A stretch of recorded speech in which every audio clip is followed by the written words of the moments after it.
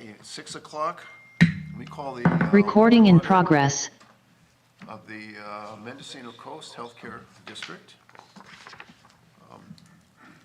You see the notice that, just make a note that Director Katzoff is joining us on the screen. He is in Indianapolis this evening at 350 West Maryland Street, Indianapolis, in case anybody wants to go there, and it's open. His spot is open to the public.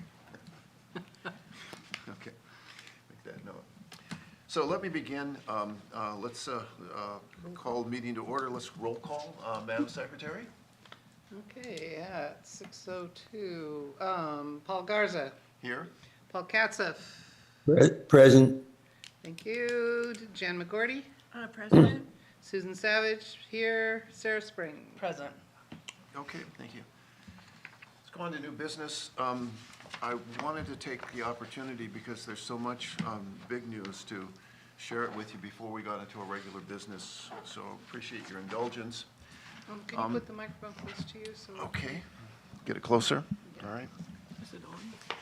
First of all, I wanted to note to all of you that the civilian grand jury has issued a report dated June 11th on the district. Is something that we have been anticipating.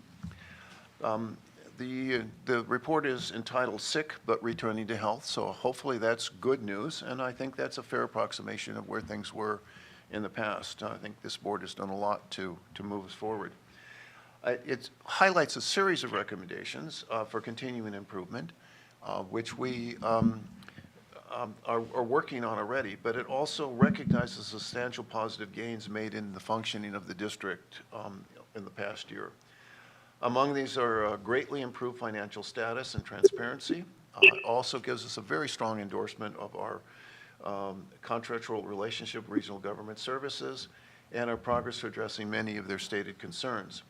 We're required to submit a response to the report and its recommendations within 90 days. And so later in the meeting, I'll be appointing an ad hoc for that purpose to compose a draft and bring it back for the board for discussion. Now, finances, of course, are probably the most important issue that we deal with.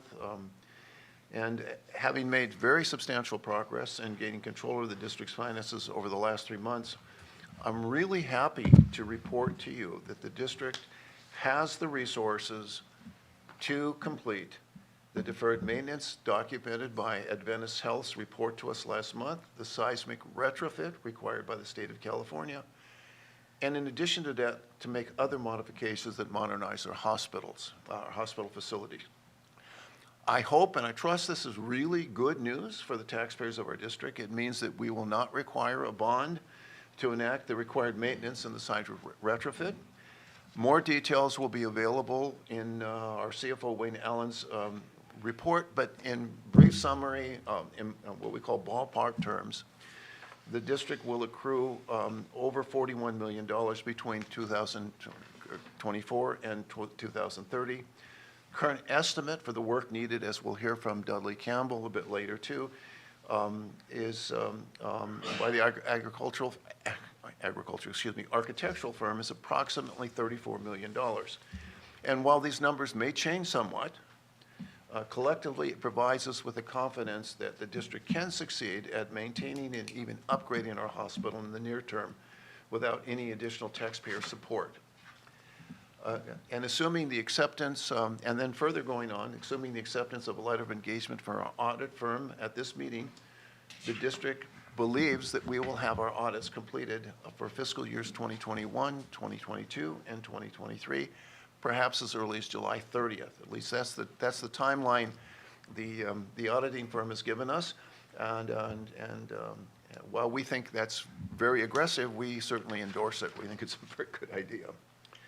I want to highlight that because of the work done by Wayne Allen and Kathy Wiley in the financial area to consolidate our bank accounts to develop an appropriate investment policy. And as an outcome of that, last month, we earned in interest $41,000, okay? And we paid no banking fees. So I think that's significant progress, okay? Now, with respect to community engagement, which is also one of the areas that the grand jury had highlighted as an important issue, I want to let you know that the district has received very highly positive responses from our Community Health Forum on May 30th at the Fort Bragg Town Hall, including press coverage in the Press Advocate, Fort Bragg Advocate. A summary of the findings from the report, Preserving and Protecting Accessible Healthcare on the Coast, was presented by a representative from California Center for Rural Policy, Cal Poly Humboldt. And then we had local experts who commented on the report. They included Dr. William Miller, who's, of course, the chief of medicine here at the hospital, Chief Neil Cervanka of Fort Bragg Police, Jessica Curl from Three Springs Clinic, Lucretia Renteria, the executive director of the Mendocino Coast Clinic, which, of course, provides more primary care in our community than any other institution, and Rhonda Doe from Spirit House. Further, I was invited by the Mendocino Rotary Club, and I see that Toby is here tonight, so good to see you, to be their guest speaker at their most recent meeting on June 13th. I was able to talk about the good news that the district has and to share it with residents, and I believe the response also there was very favorable. June 21st, I was part of a panel as well before the Realtors Association that included Dr. William Miller again, Terry Ramos, the chair of the Mendocino Coast Healthcare Foundation, Kathy Wiley, who is a member of that group, as well as a real estate broker and a board member of the foundation, and of course our agency administrator. Q&A session was really thoughtful, I thought, and the response from the group was very, very favorable. These opportunities to talk about our business with the residents are very important to informing them, gaining their trust, and perhaps even recruiting volunteers to serve on the district's standing committees. And let me point out that each of these committees should actually have a majority of members who are not directors of the district, so we look forward to accomplishing that. In addition, I understand that I think we're now through our 6th or 7th community meeting that Director Spring and Savage were at in Elk just this past week. And surprisingly, for a very small community, there was quite an outstanding turnout, and I understand a very vigorous conversation. So it's really important, again, that we hear from you, residents. We're elected to make decisions on your behalf. We need to know how you see things in order to do that effectively. I'd like to move on to legislation quickly. Talked about Senate Bill 1432 last time, and as proposed, this is the bill that would extend the date of seismic compliance for California hospitals to January 1st, 2033, and possibly provide other considerations, including some potential funding for seismic compliance. It passed out of the Senate 37-0 and went to the Assembly on May 23rd. I just got a notice last night that the Assembly Health Committee, where it was referred to, has approved it and is now gone back to the general session. It is, I'm quite surprised at how fast this bill is moving. It's very likely it could be out of the Assembly and therefore on the governor's desk sometime in the very near future. We'll have to wait and see. Having been involved in a number of pieces of legislation over the year, and I think, and many of you in this room no doubt have been as well, you never know. But looks promising. Okay. Then the last two more items, I wanted to let you know that I have formed what I call a Chairs Advisory Group. We're calling it Hospital 2030. And it's a formal advisory group to review and make recommendations to me on what our hospital needs to become by 2030. The group is composed of representation from Adventist Health, and that typically is Judy Leach, William Miller, and Peter Johnston. The Mendocino Healthcare Foundation Chair, Terry Ramos, and Vice Chair, and I always forget. Charlene, what's her last? McAllister. Okay, I always want to call her Charlene Spellman. I don't know why, and that's why I wanted you to catch me. Charlene McAllister. Dudley Campbell from the Devaney Group, our District Director, Jan McGordy, and Measure C Chair Jim Hurst, and finally Supervisor Ted Williams. In just 2 meetings, we've made significant progress in finally beginning to understand the priorities that Adventist Health has for the hospital. These are increasing the capacity of the clinics to provide ambulatory care. Secondly, increasing the beds in the emergency room from the current 8 to 10. And thirdly, to modernize and expand the surgery wards. Now that we know this, it makes it easier, I think, to move forward with trying to understand what we can do. We've now gotten, of course, and it's in your package, a cost estimate on what the modernization and seismic retrofit will cost, and I referred to that above. If we are to succeed at making our hospital viable for the long term, it will take much more than the commitment of this board. It will also require commitment from the community to support the hospital through philanthropy, and likely to identify and successfully acquire federal, state, or nonprofit grant funding in addition to what we have. And I think we're all, if I can speak for the board, I think we're all committed to bringing as many resources to the table as possible to make that happen. Lastly, and this is some good news, and it's too soon to be certain, but I reported to you last month on this liability that we have incurred because one of our former directors filed an incorrect report on the federal COVID funds that were received on behalf of the hospital. We were concerned that there might be as much of a $1.5 million liability, potentially even more if interest and penalties were added to that. It appears, and I can only say it appears at this point, that is headed toward resolution, there is a belief on behalf of our attorney and the firm that is working that they can work through this, probably without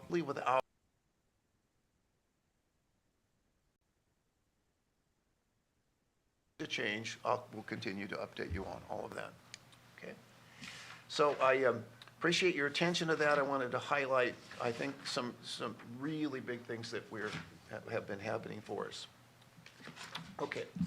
With that, let's go on to our new business now. I know that the rest of our new business, normally we would at this point take public comment on anything anybody wanted to talk about. We have reserved that for later in that, mostly because Director Katzoff is in Indianapolis and he's 2 hours ahead of us. It's 8:15 there, and I know that he It's 3 hours. Oh, it's 3, so it's 9:15 there. I'm sorry, excuse me. And I know that he values his sleep, so we're going to try and get this done in time for him to have a reasonable night. Okay.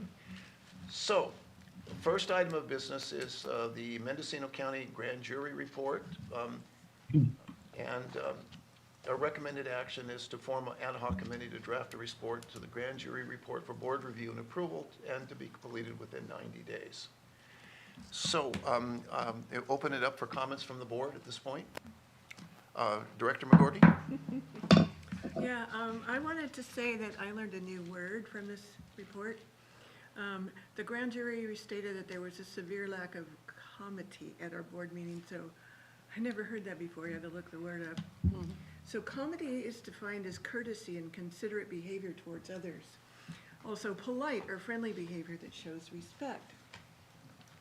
Respect's a virtue that I constantly taught my third graders. So I was really disappointed to hear that it was missing in this group of grown-ups. So I must call us all to respectfulness here.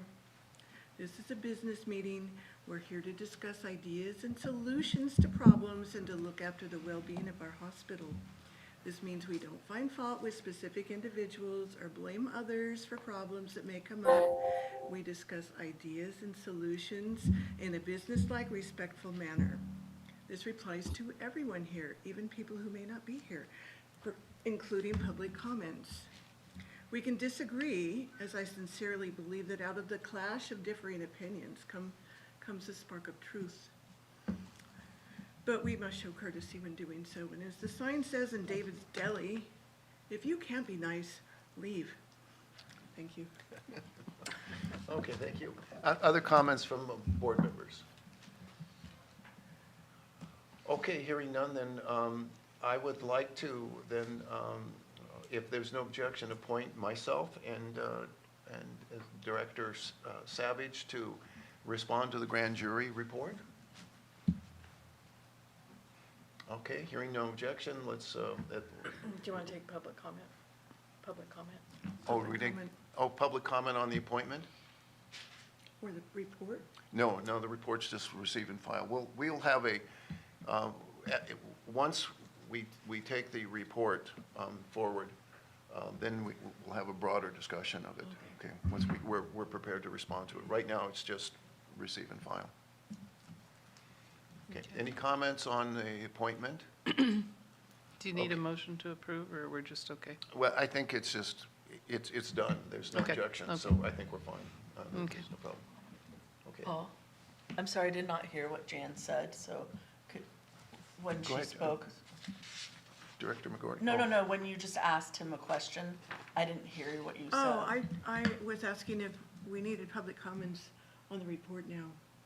Okay, thank you. Yeah. Okay, so let's go on to our budget, which is a major item of importance tonight. And I'm going to ask for our CFO, Wayne Allen, to present the budget, please. Mr. Allen? Okay, thank you.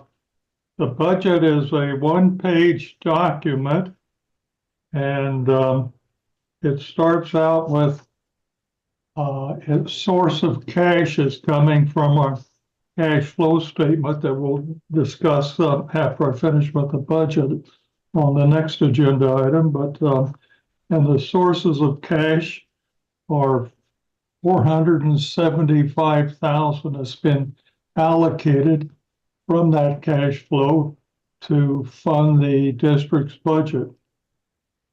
And then moving down into the uses of cash, it starts with the RGS agreement that we have, but it prices it out at full-time for the first 6 months of the budget, July through December of this year. The following 6 months, January through June of 25, are halftime. So full-time, then it goes to halftime. The pricing on that is $118,800. Along with that, the RGS is offering some support services, some of that, and then not to exceed 25,000. The exact determination of those support services will be defined as the need develops as we go through the budget year. So next item is a general projects and consultants catch-all a line item at 50,000. Once again, that's going to be determined what plans develop during the budget year and the need for that. It's a relatively small number, and I'm sure we could exceed it easily, but in the budget, it's at 50,000. The audit is for 3 years, and it totals, along with a single audit on the COVID reporting, and that totals 85,500. And that's in an engagement letter that is on the agenda later for the board to approve. I estimated legal services at $3,000 a month. And then with 4 board members up for election this year, we could get into some board election fees of up to $32,000. And if some of them run unopposed, then we won't consume that $32,000.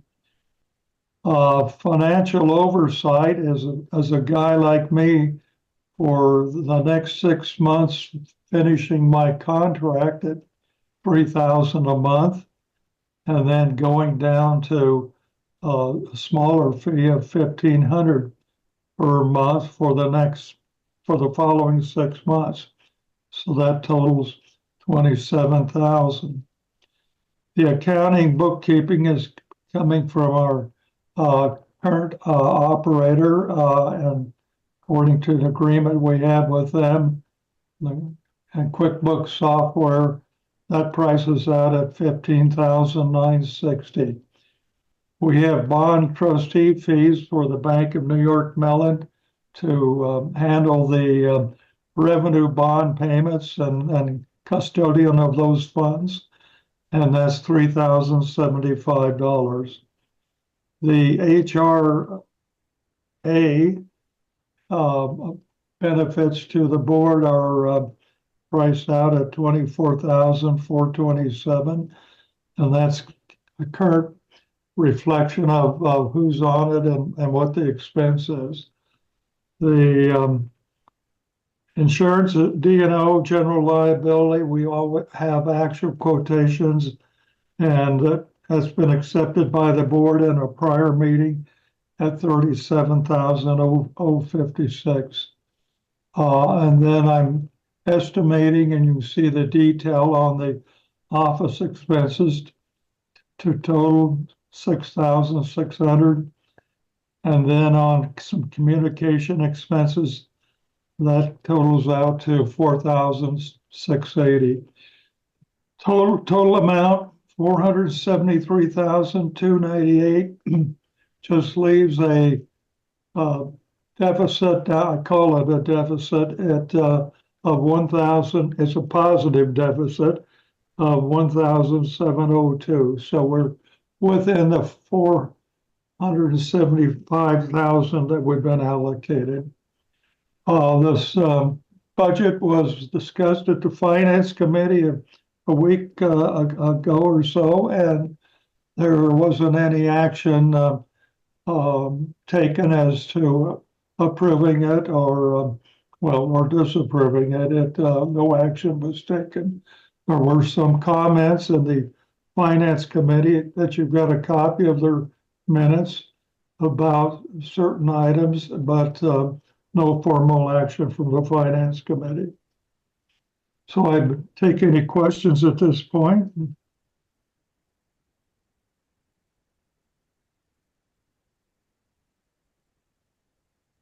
Costs because of work not done by prior boards.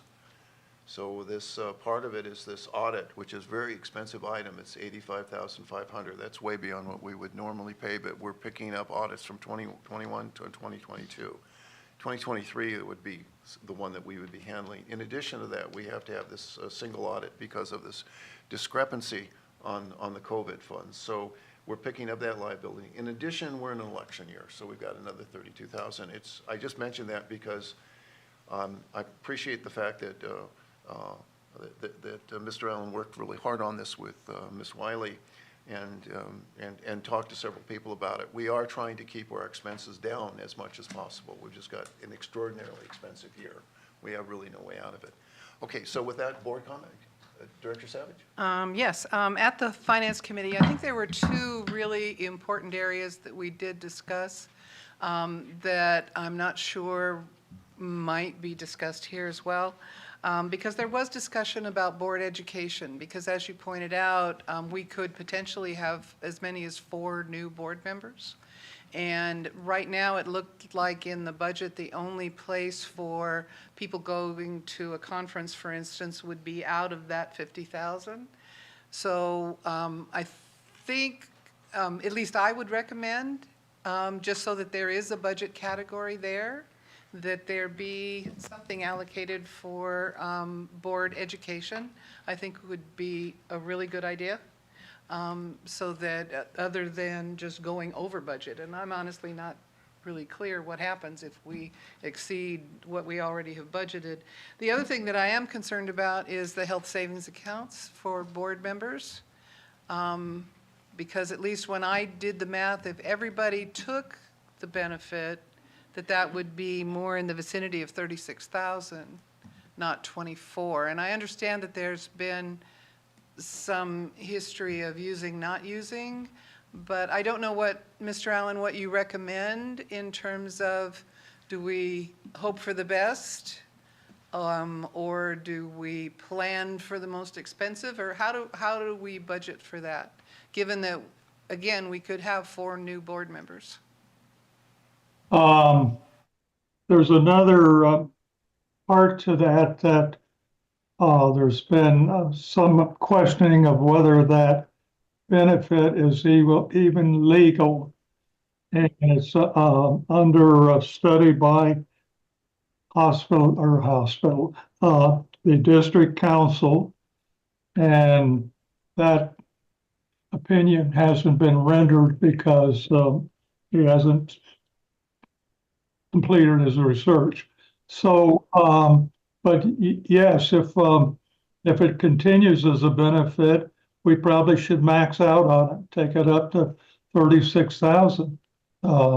Just plan for that, and then hopefully we'll maybe be under budget, but not like to go into a budget knowing that we probably could be over it. And then all year long, we didn't budget enough. We didn't budget enough. So it should go up to 36,000 if it stays in place. Through the chair. Please.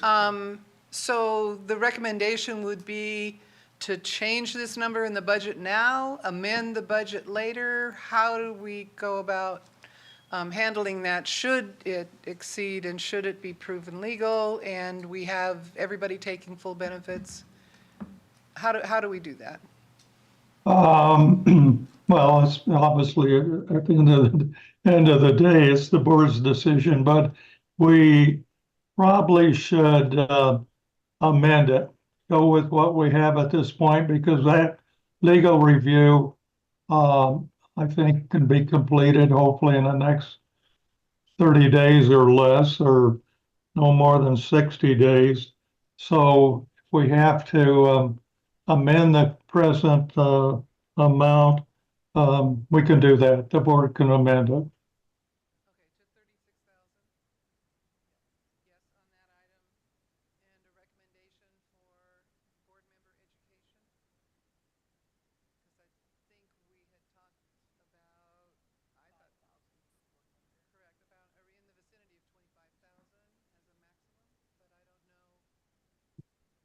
We should, if the board, agrees that when we get this finalized, we should put a line item in there and not count on that 50,000 for projects and consultants, because I think that's, you're going to get consumed with 3 or 4 other things. So it should be a line item for the budget or board education, very specific. And but we did talk at the finance committee about 25,000, so it should go in here for a possible approval. Okay. Other comments from board members? Yeah, Director McGordy? And I think Paul has his hand up also. I didn't see Paul up there. Director Katzif? yeah. I'm somewhat concerned about the build. Our responsibility is to build an institution, and I don't see any funds put aside specifically for certain items, which I think are really important in terms of building an institution, which was once rather large and had a rather large staff.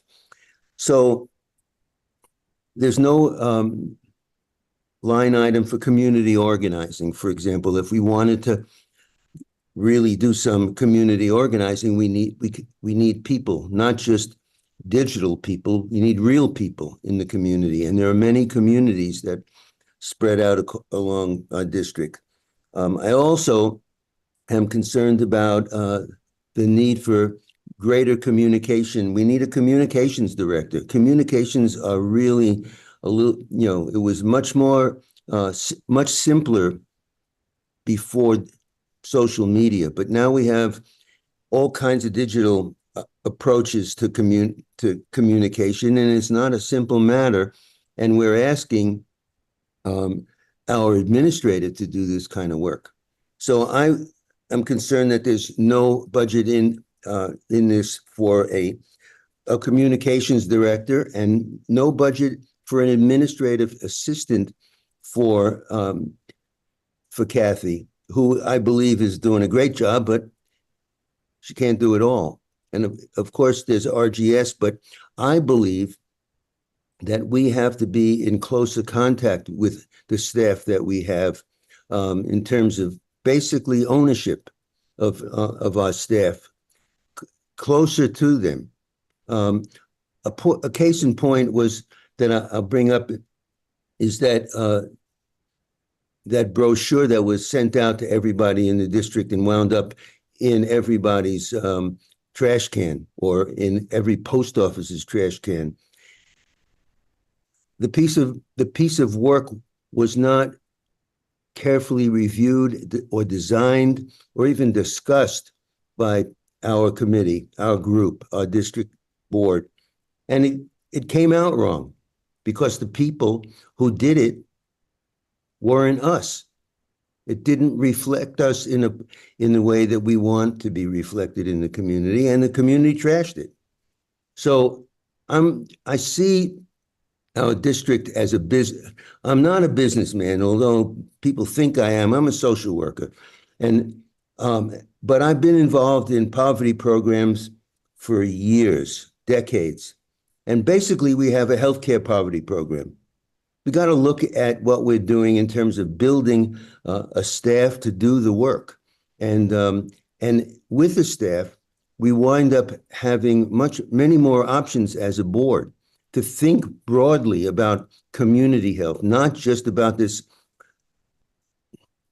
black and white, basically numbers game that we're playing about saving the hospital or improving the hospital. The hospital is only part of the healthcare in this community. We need, and I see also no line item for assessing our assets in the community. We need to do an inventory of the healthcare assets. Like how many yoga studios, how many fitness how many therapists do we have in various modalities that are non-traditional? We don't know what we have, but we have a fortune of people who are brilliant in the healing professions and are practicing.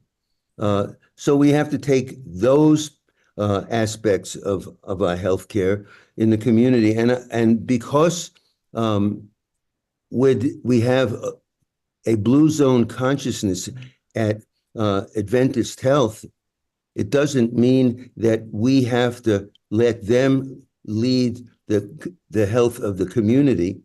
They have a responsibility at the hospital. And if they want to reach out into the blue zone world, that's great. But we need to collaborate with them, not as a board, but with a board overseeing a staff, so we can make an adequate contribution to the blue zone concept and to community health and wellness. So I think the budget is short. I think that the biggest problem we have, I believe, as directors, is being afraid to spend money. It's not we don't have all this money to save and to earn interest. We have this money to spend on community health. So we shouldn't be afraid to figure out ways to spend our money on improving community health. Any more comments, Director McGorty? Speak into your mic. Couple of comments. Is that better? Yeah. Sorry. One, I think what we really need is a strategic plan. And I think this year we're still, coming out of whatever the grand jury hold said we were in. But, and I think we need to talk about administrative assistants and hiring people, but I think we need help getting ready for it. I don't think we're ready at this time to do that. But I think that's something that, if we had RGS mentoring us and helping us get that in line, that's something that could happen easily in the very near future. Also, I was having a hard time understanding when the discussion was going on, which of these categories were changed. So where it says board benefits, is that health benefits? That's all it is health benefits? No. It's a medical. Yes, that's, Medical chair. benefits? yeah, please, one at a time, please. Yeah. No, she asked a Yeah. question. Can Okay, I you have a answer question? that for her? Okay, yeah, Director. It's a medical reimbursement account, Okay, and each board member is entitled to $600 a month. okay. So, and that's the only benefit? Correct, The education isn't part of the benefit? correct. But if it turns out that the health benefit isn't something that we can continue in the future, then there's a nice sum of money we could use for education, Potentially, yes. potentially. Also, and let me make one more comment. But in response to that. Okay, please, Okay, you're, Go ahead. okay, okay. I think what we were proposing is a separate line item for board education, right. not an if or, Not an if then? yes. Okay. And then, where was it? So was that for certain that you wanted to increase that for 36,000 in the health benefits? I wasn't clear if you wanted to change the number, 427 to 36,000. Well, that was not from, that's not from our CFO, I think that was from Director Savage, so if you Was may that want to true? ask. That number was changed in this? Well, it was nothing not. has been changed. I mean, this was the proposal Right. that Wayne presented, and we discussed it at the Finance Committee meeting, Right. but we didn't have a specific recommendation, but I'm recommending that, and I don't know if we're adopting this tonight, Well, we're in that's my question. discussion. Yeah. No, that's the intent. is- Or how are we doing this? Because I would suggest if we're adopting it, that we amend that number Okay. and Let's- add Let's member get to education. voting after we get through comments and questions. Well, no, I'm just asking a question in terms of procedure. Yeah, no, In terms of, I'm saying, we're what- not voting now, Right. but No, I I'm- believe it's on the agenda for us to adopt tonight. Yeah, it is. So what Okay. we'll do is we'll finish the board questions, Yes. go to public comment, and then we'll come back for the board to discuss further, and at that point, if you have an amendment, you can offer it. Right. Okay, makes sense? I think that was the only number that was changed here. Or Or This was there is, another number? From what I suggested through the chair? No. Is that your question? I think Sarah, did you have a different number too? What came up was board education of Oh. 25,000 as an additional line item. I Right. see. Yeah, okay. okay. Any more questions at this point? Okay, again, let's go to public comment. Oh, I'm sorry, Director Spring. Kathy, wasn't there another item that we had proposed to add? I'm sorry, I'm drawing a blank. I think only the two. That's the only ones I remember. Well, we had board education and something else, And then didn't we? HRA, bringing the HRA up to Okay. true up. What's HRA? The Just in health- case. Health, that's the health benefit. Reimbursement account is the health. But And then, wasn't there another one? Yeah, I think there was another one. All right, let's go to public comment. well, could I make one more thing? One more comment was, in the future, I agree with Paul Katzoff that we should have a category for reaching out in the community so that we can look at different ways of supporting the wellness of the community. And it should, I don't know how it should be handled, but, if it's through grants or once we get things straightened out this year, it's something that I think we should think about. Okay. Thank you. Okay, great. Let's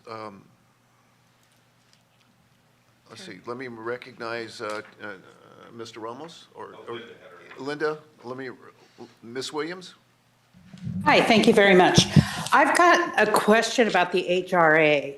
Is that like a flexible spending account? Am I correct in assuming that? I'm- Or does, I are we not? assume that's what is called, flexible spending, no, okay. Director Savage. I was, No, Linda, it's not like a flexible spending account. It's, there's specific items that can be reimbursed that are medical expenses, but it's not as broad as flexible spending. so for the person being reimbursed, does that become a taxable item for that person when they file their taxes? no, it's Because not. if they're receiving income, It's a shouldn't it be reimbursement. taxable? It is It's- not It's, okay. I don't think we can answer that because depending on what the person is reimbursed, it can affect their taxes, but there's no broad stroke answer, yes or no to that. Oh, okay. Thank you much. Okay, Mr. Ramos. Yeah, thank you. I was at the Finance Committee meeting, thought it was very informative, and I said it there and I will say it here. Put in the budget everything you need. I don't think anybody here in the community thinks you're being malicious, fraudulent, anything like that.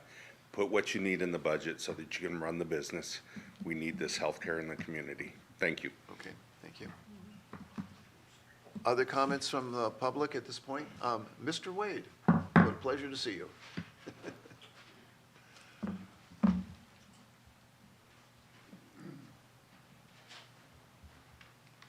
Good afternoon, everyone. First of all, I'd like to compliment the board on the work that you've done, certainly most recently, and welcome Ms. McGurty to the coast and to the board. I agree with you that comedy is a great word, and it's in the glossary of the grand jury report. So, a couple of things. Also, I don't know, is Paul, Wayne still here? Wayne has done a magnificent job of pulling together the finances with the help of Kathy Wiley, so thank you for that. Had an unfortunate experience personally that involved the hospital, but the unfortunate part of it wasn't the hospital. My lovely Leona fell and broke her hip on Saturday. She was brought to the hospital, treated fabulously in the ER, helicoptered to Willits, where the helicopter crew was great too. And Dr. Charpentier and his crew have repaired Leona's hip, and it's great. Here's the tough part of it. It was quite an extensive damage, and she's going to have to do physical therapy.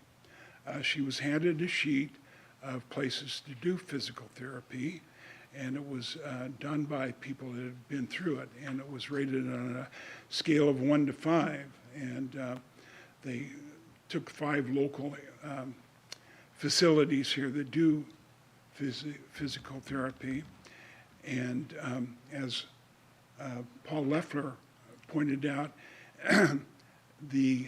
this is no longer a hospital board, this is a healthcare board, and physical therapy definitely should be or is a part of local health care. In any event, of those 5 facilities that they offered to do the physical therapy, one of them got, 2 of them got 5 out of 5, one got a 4 out of 5, one got a 3 out of 5, and one got a 2 out of 5. Well, unfortunately, that is the Fort Bragg facility that got the very low rate. And the staff, including the nurses, the PAs, and the nurse assistant, and the physician, all said, stay away from Fort Bragg for physical therapy. Now, that's not our hospital physical therapy, that's the outlying residential physical therapy department.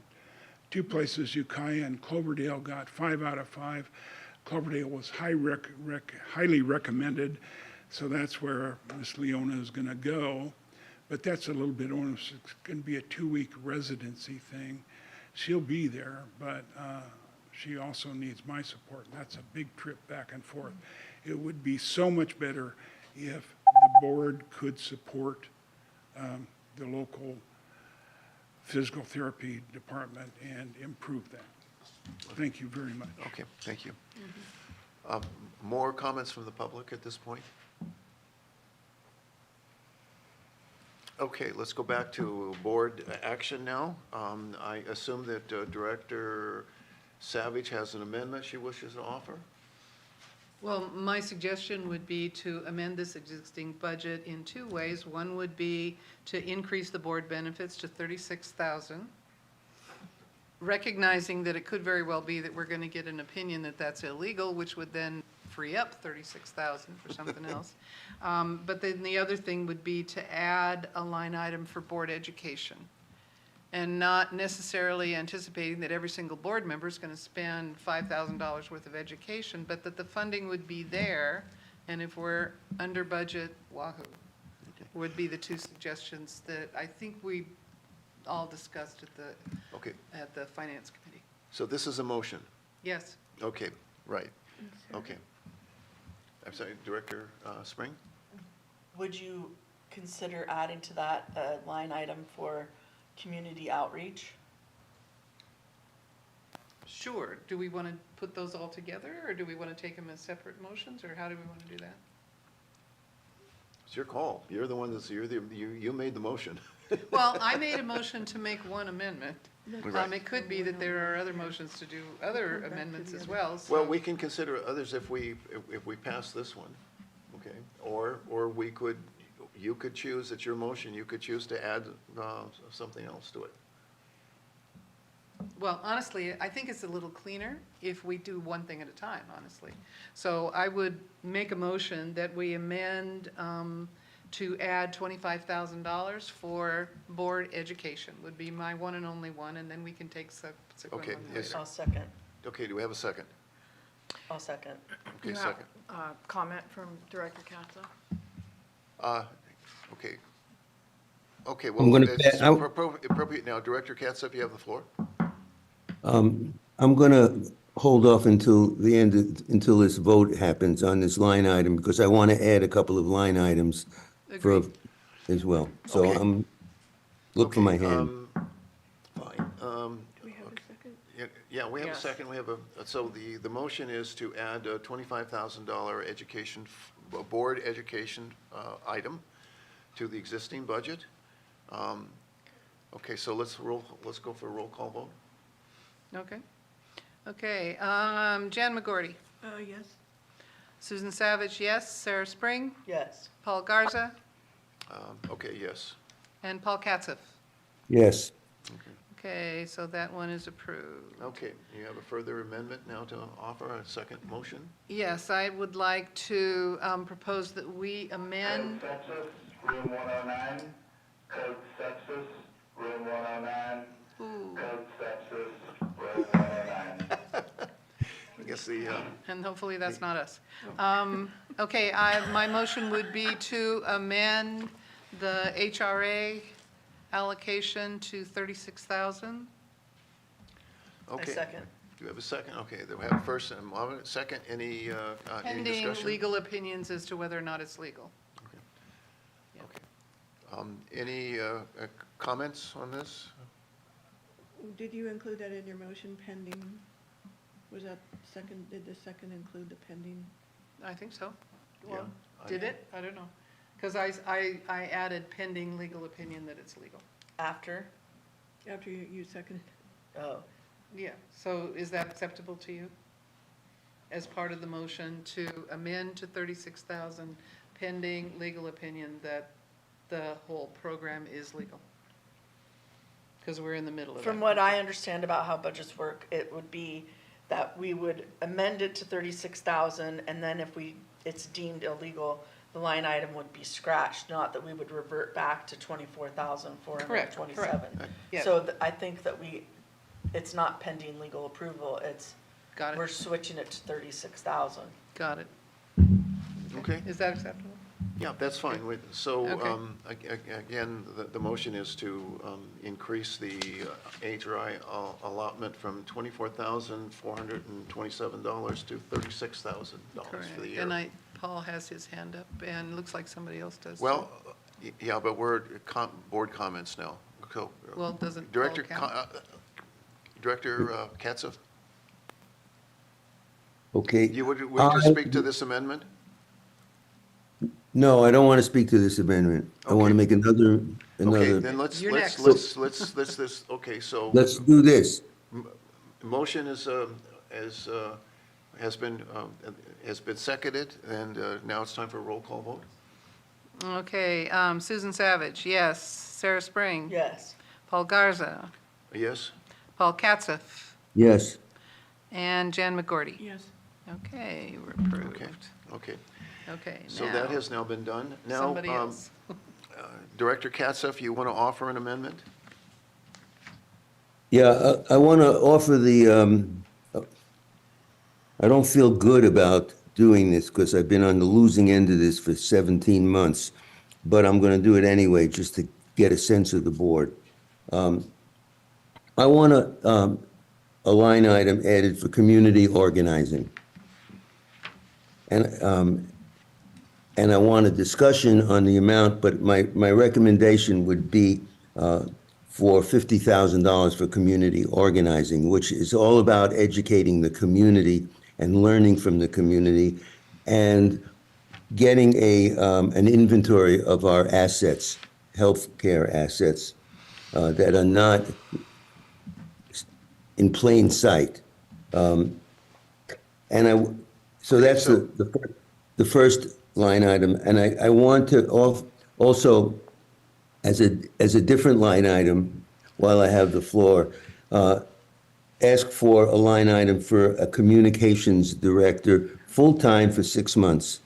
So we can actually be talking to the community on a daily basis in all of the things that we're doing, instead of just here, and in a few, community meetings that we have. We need to be out there every day. Okay, well, you need to propose an amount for that. So $35,000 for 6 months. Okay, are we taking these separately then? Well, I would prefer that we take them separately. Is that acceptable to you, Director Katzov? Yeah, All right, okay. So let's take the first one. You made a motion for $50,000 for community organizing, correct? Is there a second? correct. I would like to second it, assuming that if this fits with what you're talking about community organizing and outreach. Mm-hmm. So all of that, so I would second that. Okay. Okay, any comments from the board? We have a motion and seconded. I have a question. Yeah, yes, please, Director McGordy. Yeah. So I'm not sure exactly how much money we have to work with. Mr. Allen, is that something that's doable? I don't know where this 475,000 came from. Is that all that we have to work with? And we have to stay within that, or is there something else? No, we can, the board can increase that 475,000. And I need to bring forward, I was going to wait here until we do the cash flow, but it's appropriate now. I need to bring forward an electronic attachment I received at 4:36 this afternoon from the Mendocino County auditor. And it's a very pleasant surprise, favorable news. It's addressed to the Board of Directors, and it's regarding fiscal year 24-25 estimated tax revenue. And I had asked them to respond to me by month end, and they did with an estimate. I have in the budget on the cash flow 5 years, I have 925,000 going into the budget, 925,000. Well, lo and behold, you'll see in this letter that they estimate our taxes are going to come in at 1,042,898. That's about 118,000 higher than our budget favorable. So we're gonna go from 925,000 there as a source of cash, possibly all the way up to 1,042,000.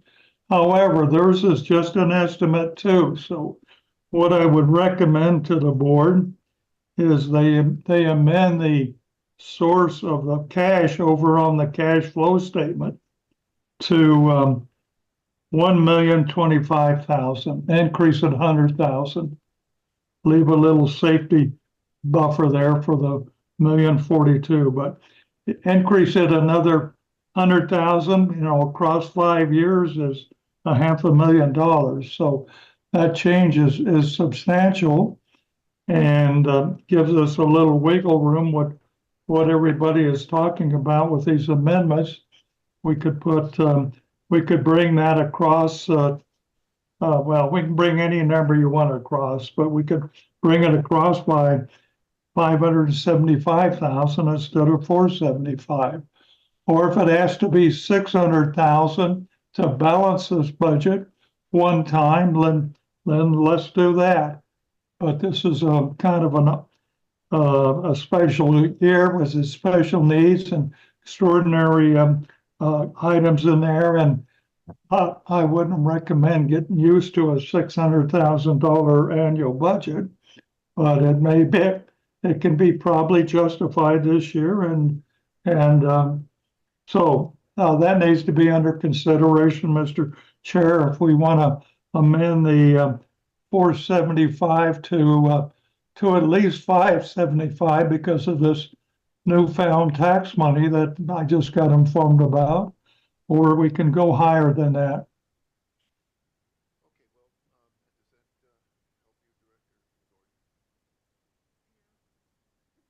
Give me the math. 146,000. Yeah, I've got, I'm just trying to add this up, and my numbers are going to be a little bit rough, but we're 37K above the 475 right now, and we've got a proposal for another 50,000. So And it's 86,573 I'm sorry, for all of the ones that we've talked about so far, not including the communications director. Okay, so what would that total be? I didn't hear. Increasing to 36,000 and the 25,000 plus the 50, if that's approved, would be 86,573. okay. So increasing it to another 100,000 would make sense, right? Yes. Okay, so we have a motion on the floor. And there are hands Let's up go over there. one at a time. Should we go here? Well, I didn't know if Paul wanted to say something because his hand is up. Paul has not ever put his hand down. Director Ketsup, do you have a comment? No, I don't. I'm just, Please take your hand I'll down. get it. There we go. Okay, fine. Okay, Director Spring. I'm not opposed to the 50,000, but I would kind of like an idea of what the thought is of where that money would be spent. It's quite a bit of money to just have this huge umbrella over without any targets. Okay, Director McGordy. She had- Okay, I'm sorry. Okay.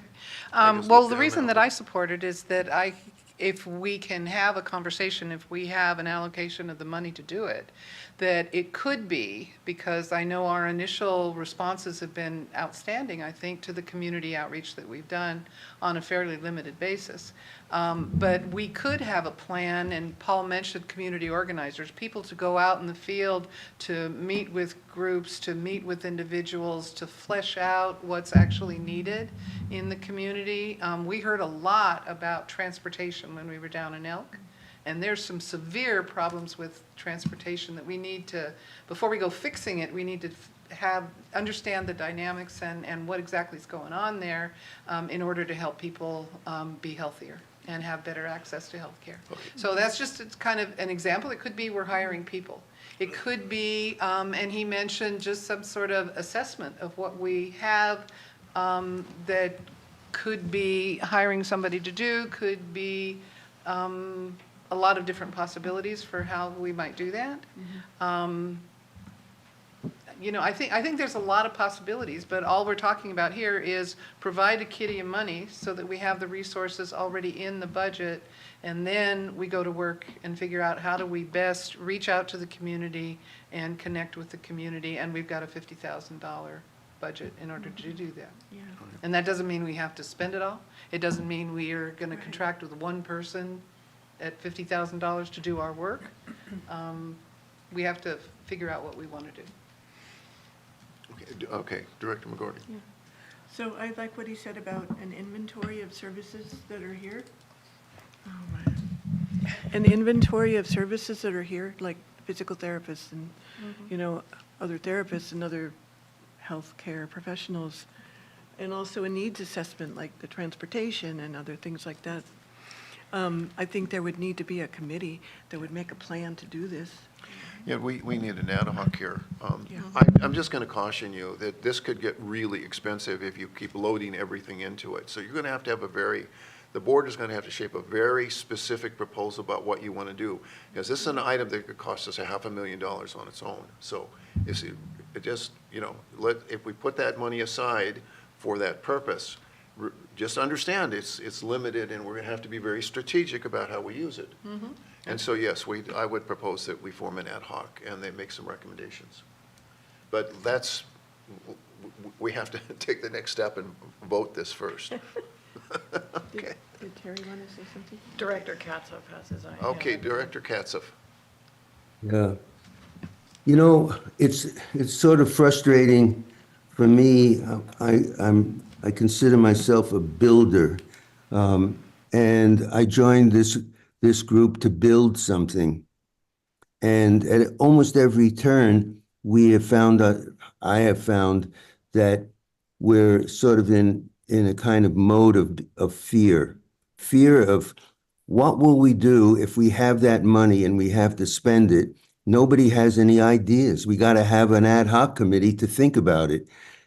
And I don't mean to be insulting to anybody or critical, but we all have incredible experiences in our lives. We know how to spend money honestly and efficiently.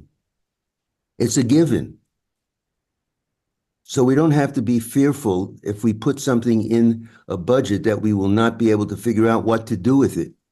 For myself, I feel like give us some community organizers, and I know the experience on this board is enough to set them out into the field to accomplish the goals that we have, at least in terms of gathering information, organizing a town around us. It's not rocket science, it's people. And we have sort of lost, our society has lost its ability to work with people. We're working on digital stuff all the time. And pretty soon, there's not going to be anybody left from the analog world who remembers how to do stuff. So that's where I'm coming from. I'm itching to have a district board overseeing people. And we don't have people to oversee. Once we have them, there's an enormous quantity of work that can be done and accomplished. And it'll reveal itself, even if it's not planned. It'll reveal itself what's needed. Once you build it, they will come. Once you bring the people together, amazing things happen. But if we avoid the people part of this, we're not going to be respected in the community. With the amount of money that is coming in, we'll lose respect for not using it properly or not using it in an aggressive kind of way in a community that is not healthy. So, Director Katzoff, I appreciate that. First of all, I want to say, at least from my point of view, I don't sense any fear here. I don't think any of us are. Let me finish, please. I don't think any of us are afraid. I think we just want to be judicious about how we've got the public to answer to. We want to be clear with them what we're doing, and we want to make sure that that there's a sense that we're on board with it. In addition to that, I think let's remember that while we may have a great deal of money accruing to us over a period of the next 4 years, there is an awful lot that has to be accomplished with that hospital, and that is our first priority. Okay, so that would be my cautions, but otherwise, I'm prepared to vote if the rest of you are. I think. Okay, Mr. Ramos, this is a little unusual, but go ahead. I just want to say I agree with this type of budget amendment. Getting out in the community is a good thing. The forums you guys have done, the meetings, the Realtor Association, the feedback has been very, very positive. So I've had additional requests already to do more of those. So these types of things I think are good, and it gets the community very involved, which is a good thing for us. And yes, I understand you don't want to spend all of the public's money, but there are things to spend it on. Okay. Thank you. Thank you. Okay, so at this point, if we're prepared to vote, we have a motion to amend the budget to include $50,000 for, is it Community organizing and community outreach. organizing and outreach. and outreach. Okay, so we ready for a roll call? Okay, ready? Okay. Okay, Paul Katzif. Yes. Okay, Jan McGordy. Yes. And Susan Savage, yes. Sarah Spring. Yes. And Paul Garza. Yes. Okay, it is approved. Okay, any other further amendments? Well, I should quit while I'm ahead, Yeah, that might be a good strategy. Okay. but I'm not gonna. I would like to see a line item for a communications director. Well, I Half-time. wouldn't mind communications, but I don't want to indicate that we have to hire a staff member at this point until we've done a further assessment. That would be Well, yours. then you can vote no. I guess I'm afraid. No, you're not. No, I don't think so. If I can support my amendment, I will if you give me the moment, but I'll wait until you ask me to do that, till discussion time. If there's Well, we no need second. I think you proposed $35,000 for some communications capacity, right? Is that? It used to be called PR, public relations, but since the digital world, we really see it quite a bit differently. It's more of an educational piece about us and the ongoing work. I think the important thing is continuity, daily continuity or weekly continuity in every single platform that's available to us, from LinkedIn to Instagram to all the rest of them, including print media. And I think that will go a long way it'll dovetail with community organizing staff if we ever get to that point where we're hiring, where we have definitions for what we want to hire. Okay, so so we have a motion to add another $35,000 to the budget for communications. Is there a second? Well, I have a question. Can I ask a question You before I know, know if I can? we should have a second to the motion Was that before. enough? Well, I don't know if I'm going to second it until I ask. Okay, my go ahead. question. Okay, so my question, and I think it's perfect that Sophia's here, because I had understood from our original presentation from RGS that there's a whole array of various services available through RGS. And I don't know if help with communications is part of the array, or would this need to be something that if we were interested in what Paul's talking about, that we would need to find somebody else to do? And that's a question. Good question. Okay, So, okay, and I can't answer that one, so Mrs. Sylvianoff, would you like to answer that? Yes, thank you, Chair Garza. Communications and engagement services are available from Regional Government Services, and I would just suggest knowing what the price of communications looks like, that if you want to spend $35,000, it's probably better to hire a consultant such as RGS, although you certainly don't have to hire us, than to try to hire a staff person, because that's not going to get you much in the way of staff. But if you want, an expeditious way to facelift your website, put some social media communication packages together, we are certainly ready and willing to help. Okay, does that give you a second? no, No, okay. that helps, but. Director Spring. Can I ask Paul a question? Absolutely. Paul, weren't you wanting it to be more of a local person hands-on that we had a direct contact with instead of RGS? Yeah, absolutely. I think RGS is too far away. Too far away.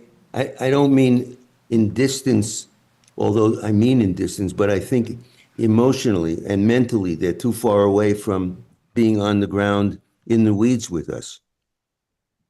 So I was thinking that there's so many really good, communications people here in this community. I've hired a few myself for my business, but they're fantastic. They're young. They know how to think in this kind of digital world, and they know how to communicate.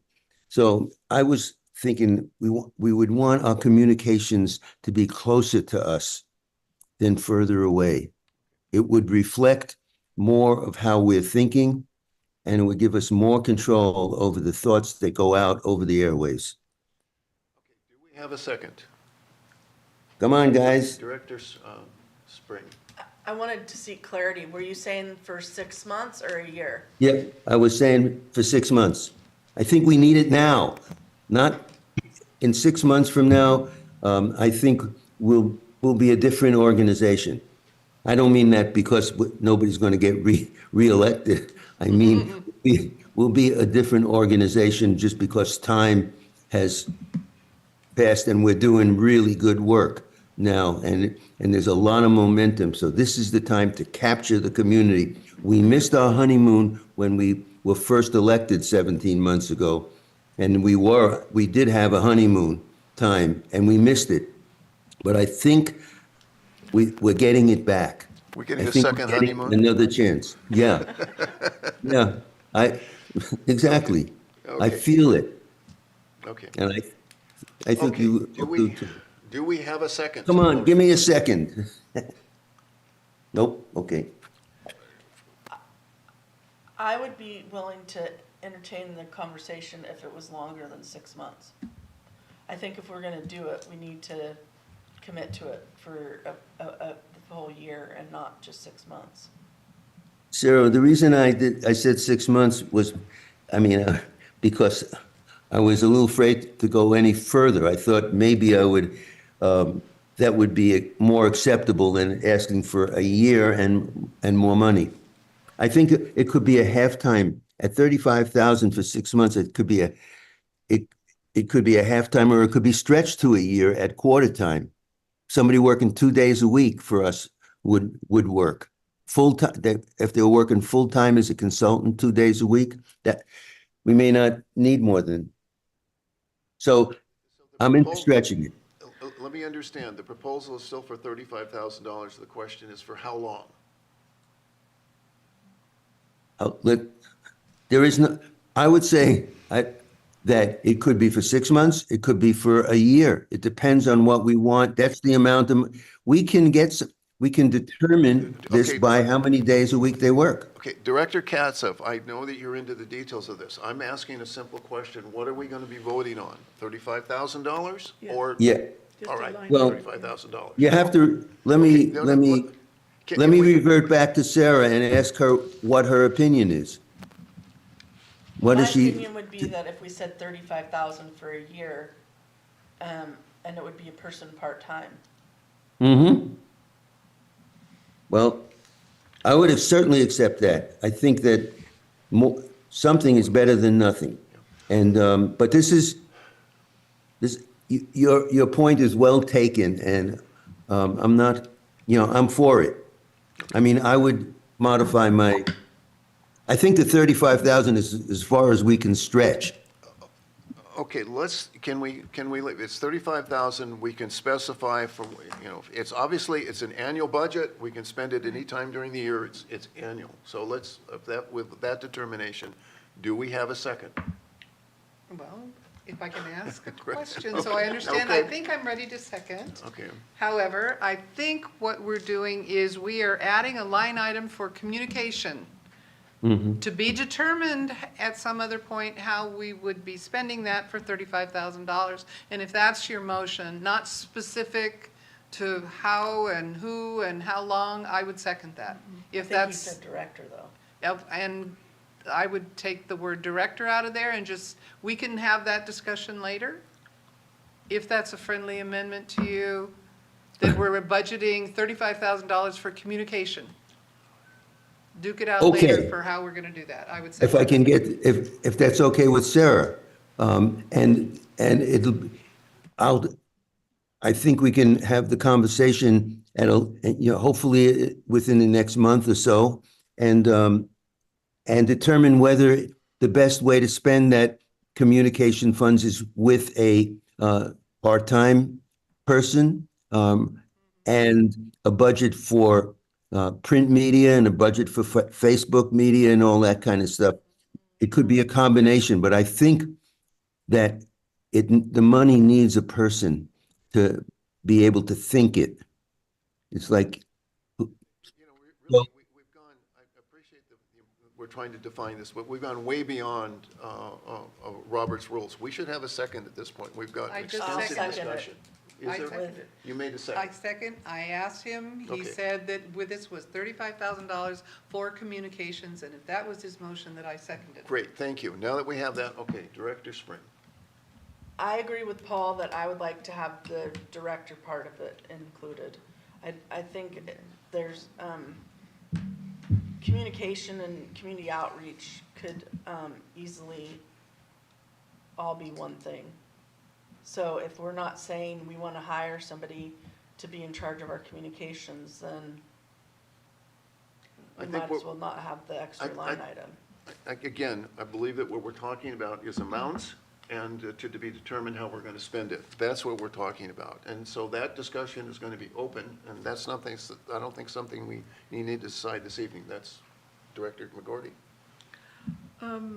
Well, I'm adding up the numbers, and we're almost at 600,000 now, if the 35,000 goes through.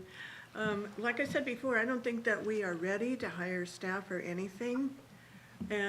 But I think communications is good, whether it's pretty broad category. It costs a lot of money to send out a flyer, right?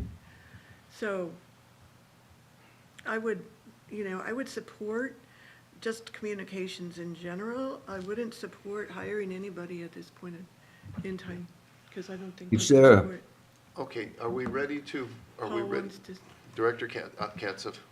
I just want to ask Sarah to, I'm willing to compromise on that line item as long as it's included. And I would ask you, Sarah, to compromise with me because we're so close. And we can deal with the issue of whether communications includes a human being directing it or managing it for us and with us I guess at a later time. Otherwise, this is not going to happen. Okay. What do you think? Okay, are we prepared for a roll call vote now? I think Okay, so. let's go to vote. I think so. Okay, Paul Garza, Let me think about it for a moment, pass on to someone else. can you do that? Okay, Paul Katzif, Yes. yes. Jan McGordy, Yes. Susan Savage, yes. Sarah Spring, Yes. Paul Garza. All right, yes. All right. Okay, now, Ta-da. given the amendments to the budget, okay, which now comes to $596,573, that includes $36,000 for board benefits, that includes $25,000 for education, $50,000 for community organizing, $35,000 for communications. 25 or 30? 25. 35. 35. Yeah, Was did 35? I say Yeah. that? Yeah, 35 it for was communications. The total amount is, as Jan is, Ms. McGordy is showing me right now, $596,573. You have a motion to approve that budget? I so move. I Okay, second. second, okay. Comments? Okay, I think it's- hearing none from the board, a roll call. Okay, Paul Katzif, Right, we're roll calling what? Because we have no motion on the floor. I'm sorry, what? We don't have a first and second. We have no motion on the floor. Yeah, we do, Yeah, we Norma. We do, Norma, we have a first and a second. Can you repeat who did that then? Because I did not catch that. Well, I Here's the thought I second. moved She- to adopt the budget With Thank the you. Okay. amendments. With, yes. with the amendments that we made, and I think Jan seconded it. Yeah, Moving so fast. Thank you, everybody. It was fast. okay. Great. Okay, that's not a problem, thank you. We always appreciate you watching over us. Okay, Okay, let's Okay. go to roll call, please. okay, Susan Savage, yes. Sarah Spring, Yes. Paul Garza, Yes, Paul Katzeth, Yes. and Jan McGorty. Yes. Okay. Okay, we have a budget. okay, we have a budget. Okay, now, next item is to move on to renewal of RGS. Sorry, yeah. just for, I'm sorry, what? We have to go backwards DZA and, engagement. and just approve the 5-year cash flow with the amendment that Wayne gave us at this meeting, that the tax district receipts will be $1,025,000. Why would we need to approve that? That's just a matter of fact. So you're accepting it? You- Well, this is what the treasurer is telling us we're going to get. I don't think there's anything. the What- CFO. So The would we? CFO. Okay, hold on for a Sarah. moment. No, Sarah. Well, Sarah. yeah, wait, okay, so Yeah, I'm a little confused about why we So would the vote on that. agenda action item is to adopt the draft budget and statement of 5-year cash flow report. Oh, okay, fine, I see the point you're making. Okay, Director Spring. Just for dotting i's and crossing t's, I believe that we need to change the distribution from cash flow amount to cover us, or we're gonna have a deficit. So I think that we need to have the 475 change. We did. We did. But we didn't To change. 596, 575. Does that mean? Then we'll still be negative. I don't follow the point you're making. I'm sorry. The number at the top, we need to make sure it's as big as what we just passed. Yeah, And I thought that's exactly the math we just did. That it would was the take motion. 596, 575. We didn't do a separate to change this. We could, you Yes, we told us did. we had the money to do it, so we were just adding it up. Okay. okay, so do we have a motion to modify then the cash flow 5-year projected statement from a base figure on district tax receipts of $925,000 to the greater amount of Mr. Allen, which is, again, 1.2. I had 1.4 $1,025,000. 1.125? No. No, I thought it was more than that. $1,025,000 1,025,000. annually. Okay, let me, can I comment on that? Please. Okay, you need 125,000, to, more additional to balance your budget. So, I'm gonna read again, the estimate from the county tax auditor is $1,042,898. Almost 1,050,000. So if we increase the 925 by your 125 in need, it brings them up to 1,050,000, which I just said.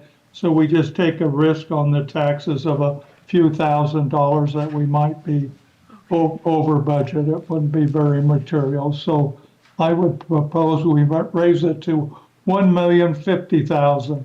Then the other numbers don't change down below, except the district's operation budget will go to 600,000 down there under. So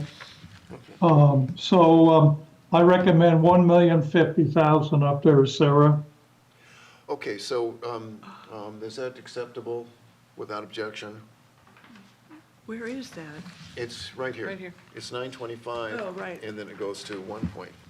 Okay, so can we have a motion to amend the cash flow statement to that? Director Spring. So then I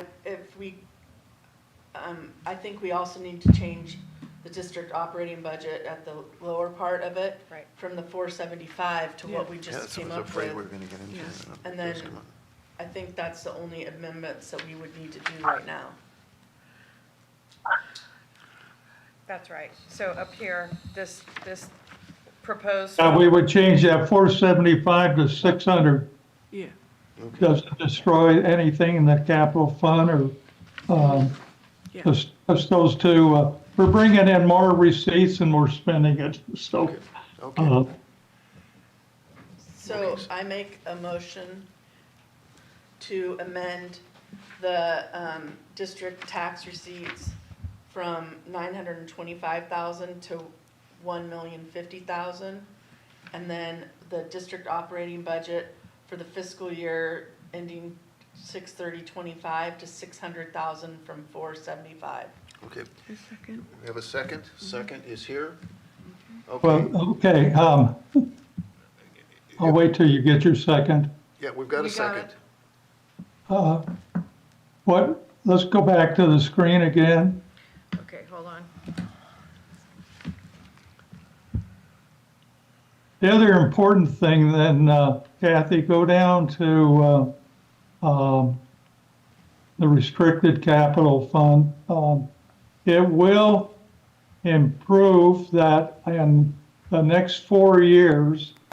Well, if we have a 350,000 budget, but it'll improve it by 125,000. Those new tax receipts will come in and 125, and it'll add up to $500,000 that will take that 9,306 up to 9,806. So a very favorable change there will occur.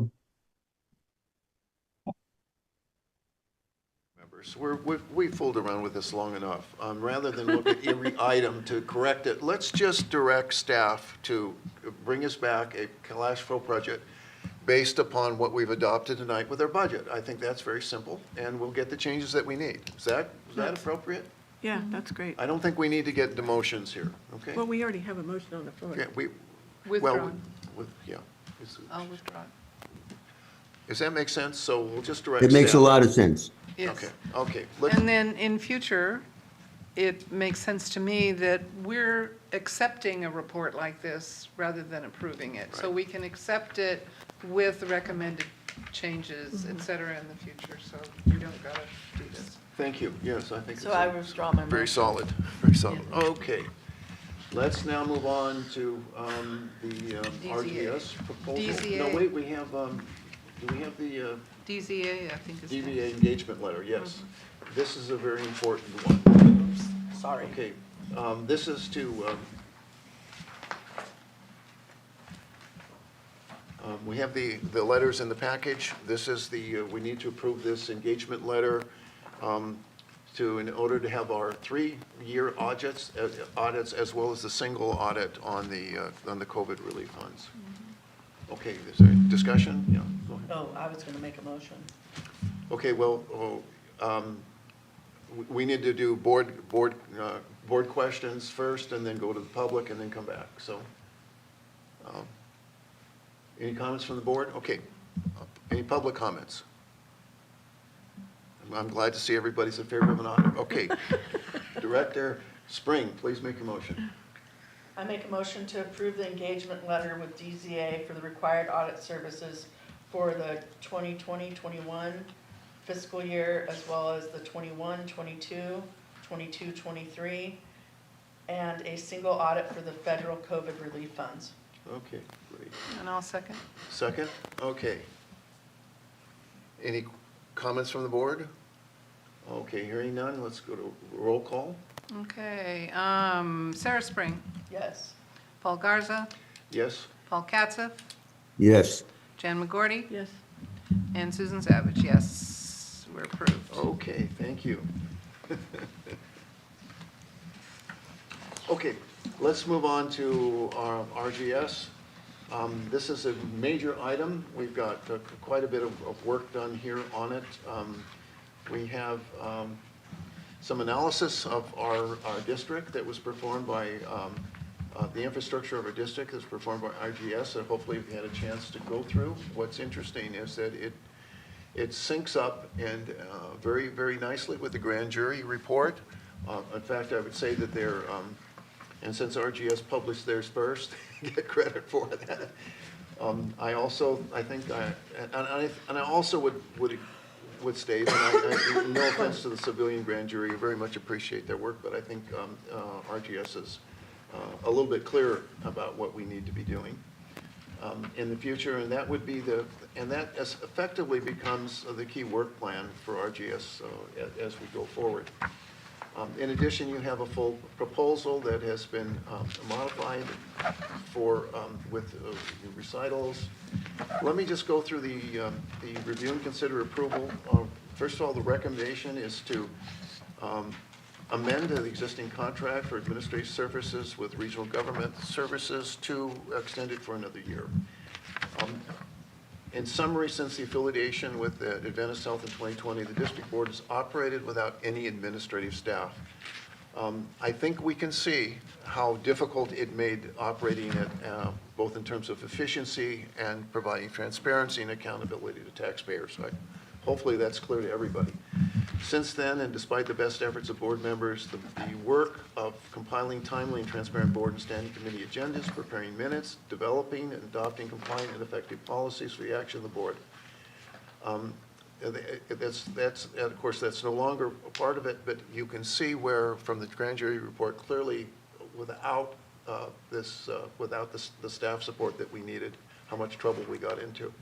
We also found that the mandatory financial records and activities of the district had fallen behind, and that's a key reason why we're getting catch up with these audits, among other things. Now, December of 2023, we engaged Original Government Services to provide administrative and consulting services. And then in March of 2024, we, largely to the efforts of Ms. Kathy Wiley, we were able to engage Mr. Wayne Allen as our CFO.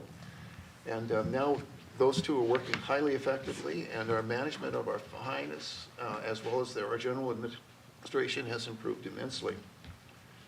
Okay.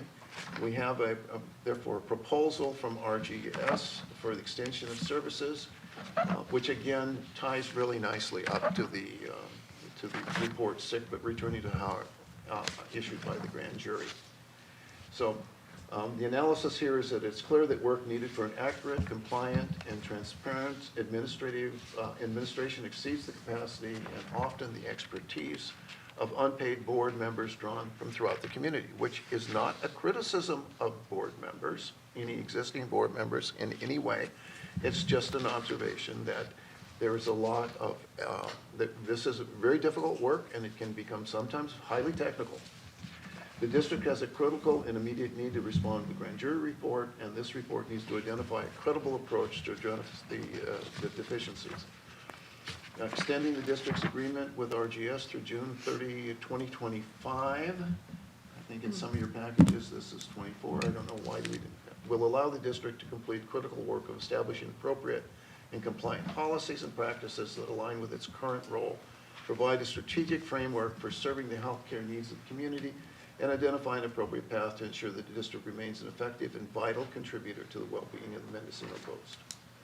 Now, failure to take this action not only jeopardizes the district's immediate ability to respond to the grand jury and to convene a transparent and compliant board meetings as scheduled, it leaves the district vulnerable to a wide range of legal and financial consequences that are if regulatory requirements are not met, and undermines public trust and confidence in the district's ability to sustain healthcare access for this community. With that, I would call upon Ms. Sophia Selvianov, who's the executive director of RGS, to make a presentation on the accomplishments of RGS in this past 7 months, I believe. Yeah, 6.5. 6.5. Yeah, we started the 15th of December. Thank you. Thank you, Chair Garza and members of the board, for the opportunity to speak with you.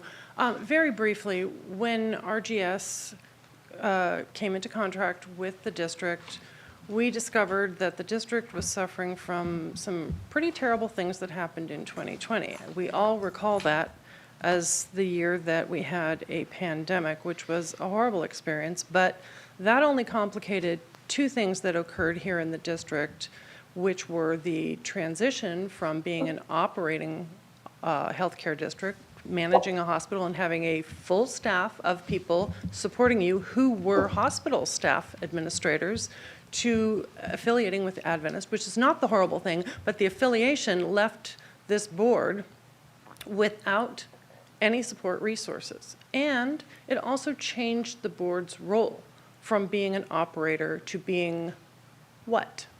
And I saw when I reviewed documents in our assessment that the board in 2020 recognized that and made a board item saying we need to figure out who we are and how we move forward. But of course, 2020 was a terribly disruptive year, and 2021 wasn't much better. And as noted in the grand jury report, governing bodies are in motion. They are not always the same people, and they have to work in public. They cannot work without having a meeting like this, which is really challenging to put together. So it was a finding that a lot had not been replaced. You cannot use the policies of an operating healthcare district for a district that is a fiscal administrator primarily, whatever other missions you might want to add as opportunity arises. You can't assume that workflows are in place when board members are not selected for those workflows. There's a great deal of passion and vision in this group, and I appreciate that, and I think channeling it into actual productive accomplishment in the community is so important.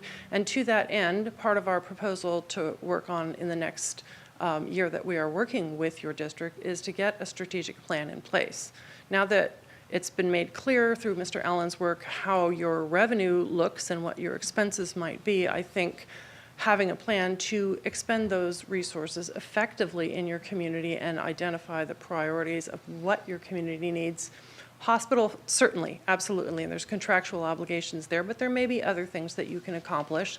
The mission of a healthcare district is quite broad. So we'd like to help you explore that, get a plan in place, and that plan is the district's plan. It will survive this current board to the next board and the board after. And that will be really helpful because continuity of accomplishing some of these things over time is essential. They are not easy things to accomplish. They are not short-term, we'll get it done tomorrow goals. They are 5 or even 10-year goals. So having that plan in place, which everyone can work to and spend the resources to, is really important. The other thing that we are very much recommending that this organization needs, and I think we have now arrived at a point of readiness, is a sustainable ongoing staffing plan. It's not fair to expect elected, unpaid board members to do the staff work of a public agency. It took an hour and a quarter for me to draft a staff report and attachments regarding this amendment. And this is what I do for a living. I have the templates. I'm just editing. I'm not creating from scratch. But all the details have to be checked. They have to be right. That's a lot of work when you are a board member, and that's only one staff report with attachments. So the body of work needs to be done by a paid staff person. We propose, as part of our work in the next year, to do a study in the next 6 months for this district in time for you to have it to consider as you're planning the following year's budget as to what your staffing options might look like. How can you obtain qualified people within the fiscal resources that you have who will be able to carry this district forward, and what mix of staff might that be, what mix of staff and consultants might that look like, and then what infrastructure do you need to rebuild in order to hire employees.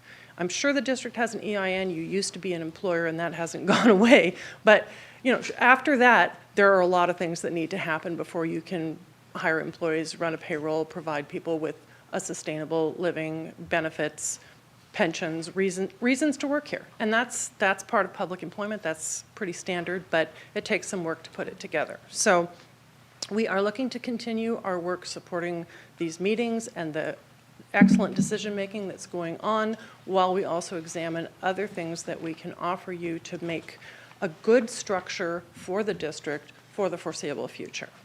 So thank you very much. Okay, now thank you, and there may be some questions.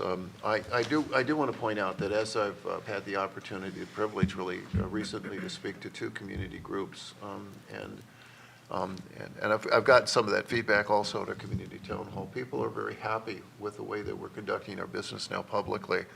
They're also very pleased that now we have staff reports for every item, and they're able to determine what the position is that we think we're going to take and be able to react and take a position one way or the other on that. So I think that's a major improvement. With that, are there any questions for Ms. Sylviano from the board? Yes, Ms. Savage. Well, Director Savage. I have a comment if I could make Okay, that. sure. And, No, you question know, or which comment, is what? really interesting to me, because in the time that I've been on the board, I don't know that I've heard from very many community members about anything else, but I've gotten phone calls, emails, all kinds of things over this issue unanimously in support of renewing the contract with RGS.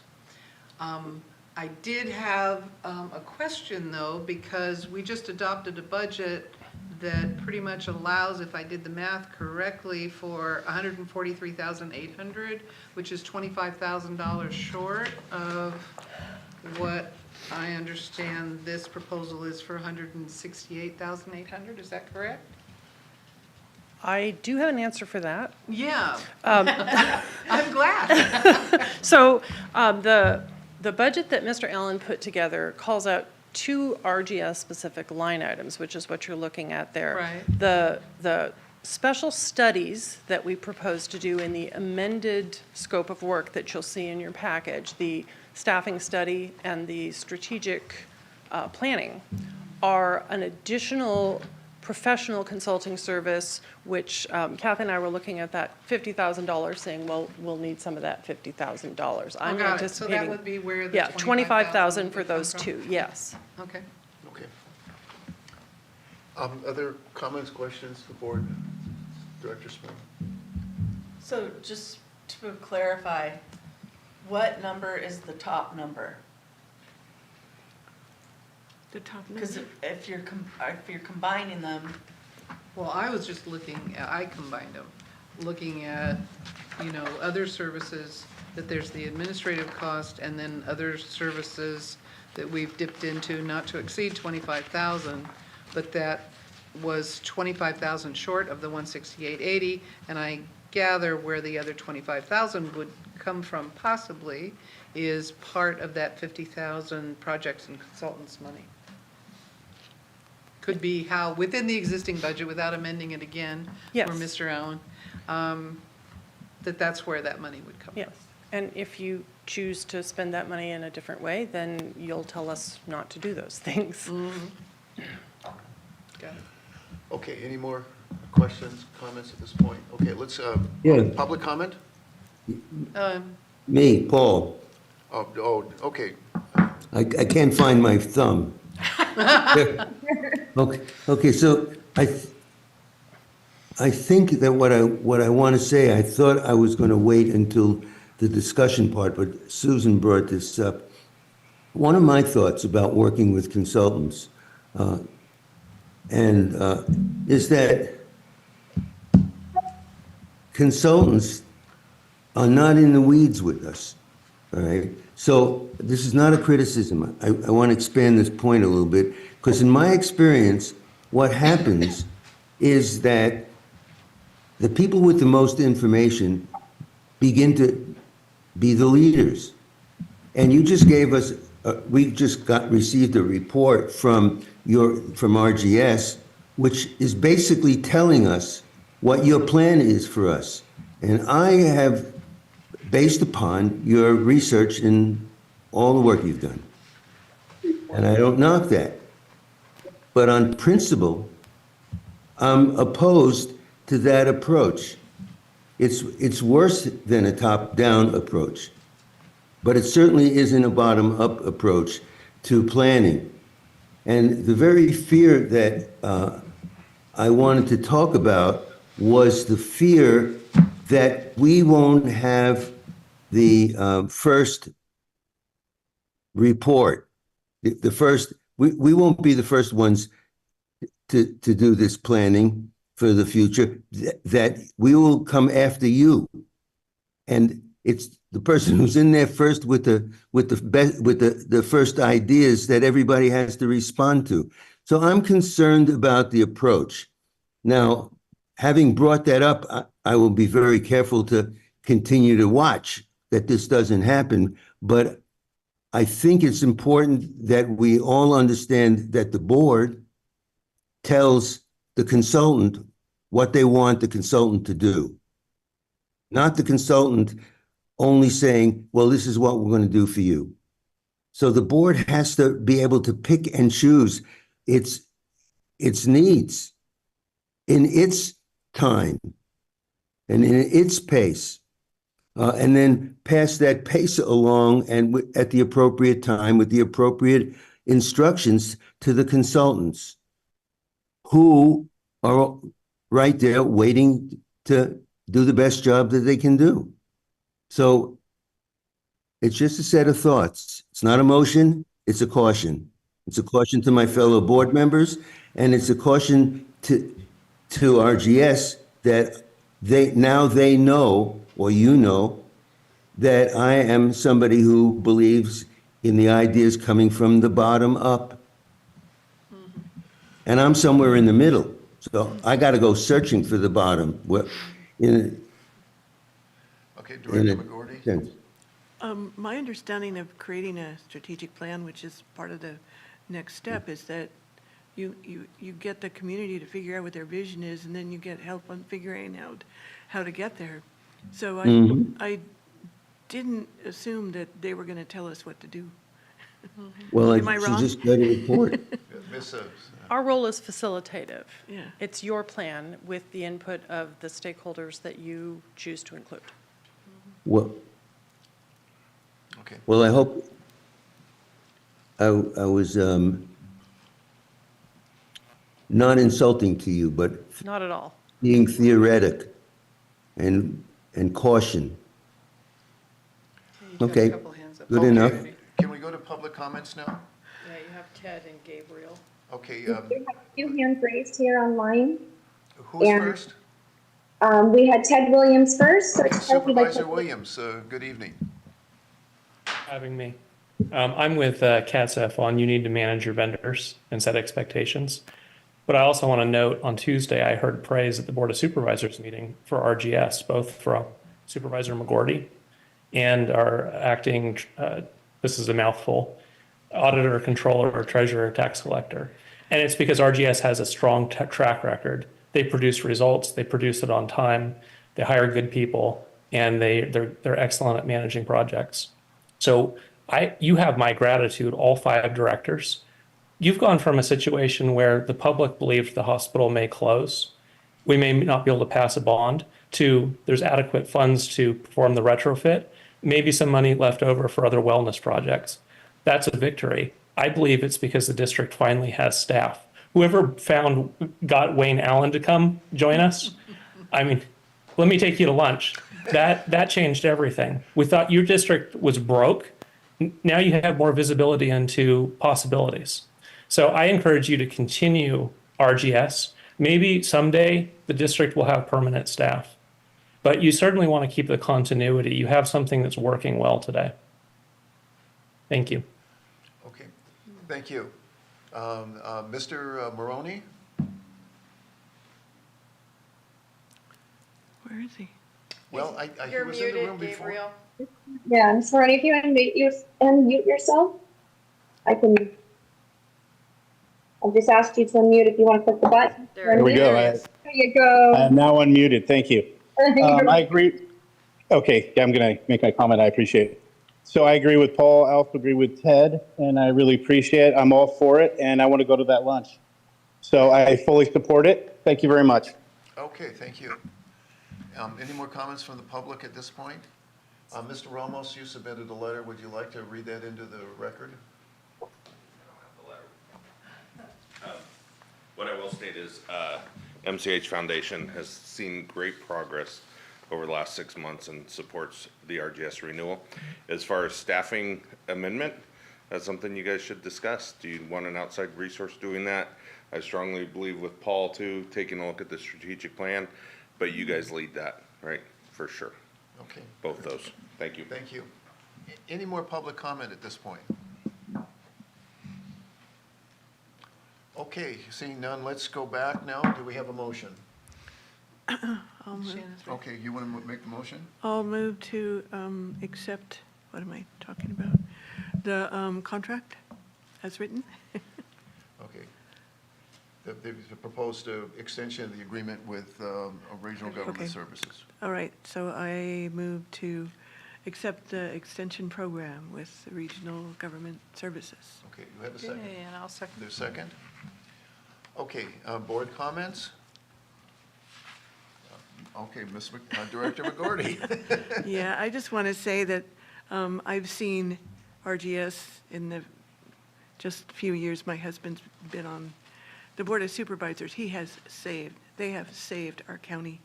They put together 3 decades of mishandling of financial records, and now we're on task to have a current audit this year, of last year.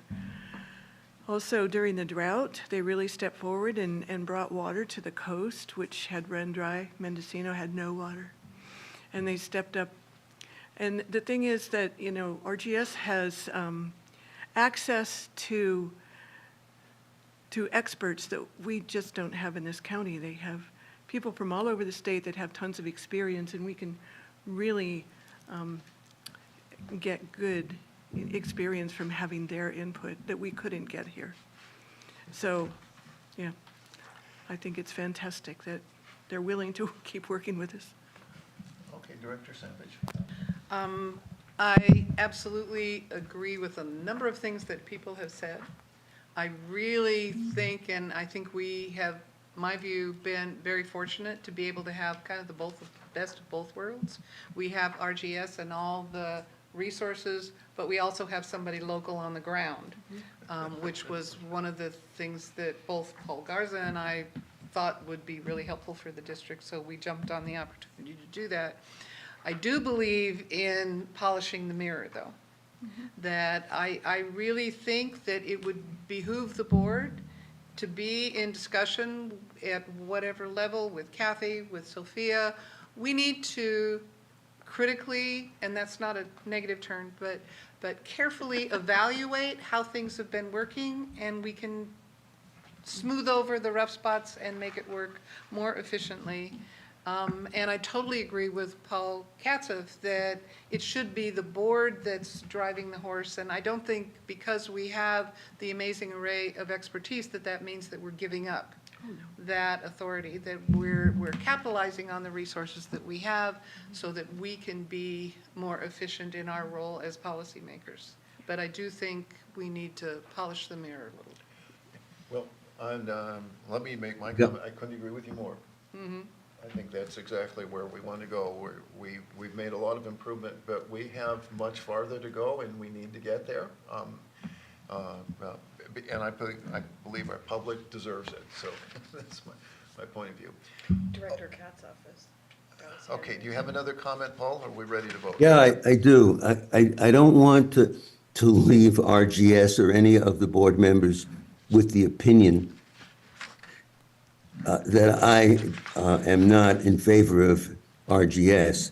If there's anybody on the board serving now that is more grateful than I would be surprised. I just love what has happened. The first 14 months or 13 months were bizarre and difficult and painful for all of us. And to get the kind of leadership that we've gotten in a kind of almost seamless way, and to be able to communicate with each other according to the Brown Act and still get stuff done. It's a tribute. It's a tribute to us, and to RGS and to Wayne and to Kathy. It's made it enjoyable to debate ideas. And it wasn't before. So I just want to say, RGS, thank you. You've made my life better. Thank you. If we can go now to a vote. Okay. I believe we're ready. Roll call? Okay, Paul Garza, Yes. Paul Katzeff, Yes. Jen McGordy. Yes. Yes. Susan Savage, yes. Sarah Spring. No. Okay. Okay, the motion passes. Now, we're now on to the authorization the agency administrator to dispose of surplus items in the Pelican and Coast storage sheds. This has been a little bit of an ongoing nightmare. We need to get rid of a whole lot of junk, and it's been something that's bedeviled us for a long time, so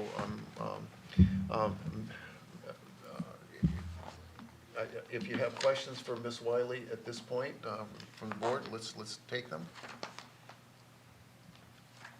Okay, hearing no questions, any public comments? No public comments, then we have a motion to approve.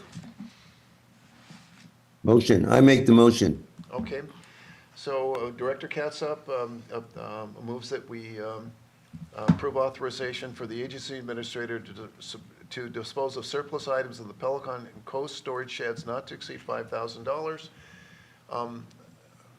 Okay, is there a second? I'll second, but I do have a question. Okay, you love to do that. Sorry. Okay. Okay, my question is why the limit to $5,000? That's the bid. They came in with $2,000 of padding for extra bins if we need those to Okay. throw away stuff. Okay, so at the end of the day, will that storage be empty? That's the plan. Oh, okay. Well, And okay. it includes having Centurion come and buy or just pick up the medical equipment and get rid of it Okay. and Okay, repurpose it. excellent. Okay, good, thank you. Okay, ready for a vote now? We have a roll call. Okay.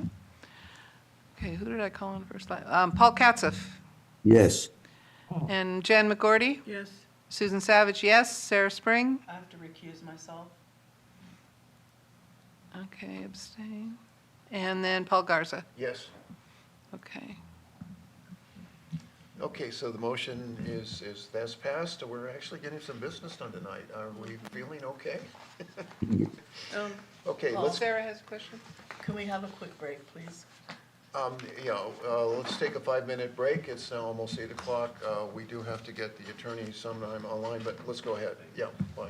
Let's, 5 minutes.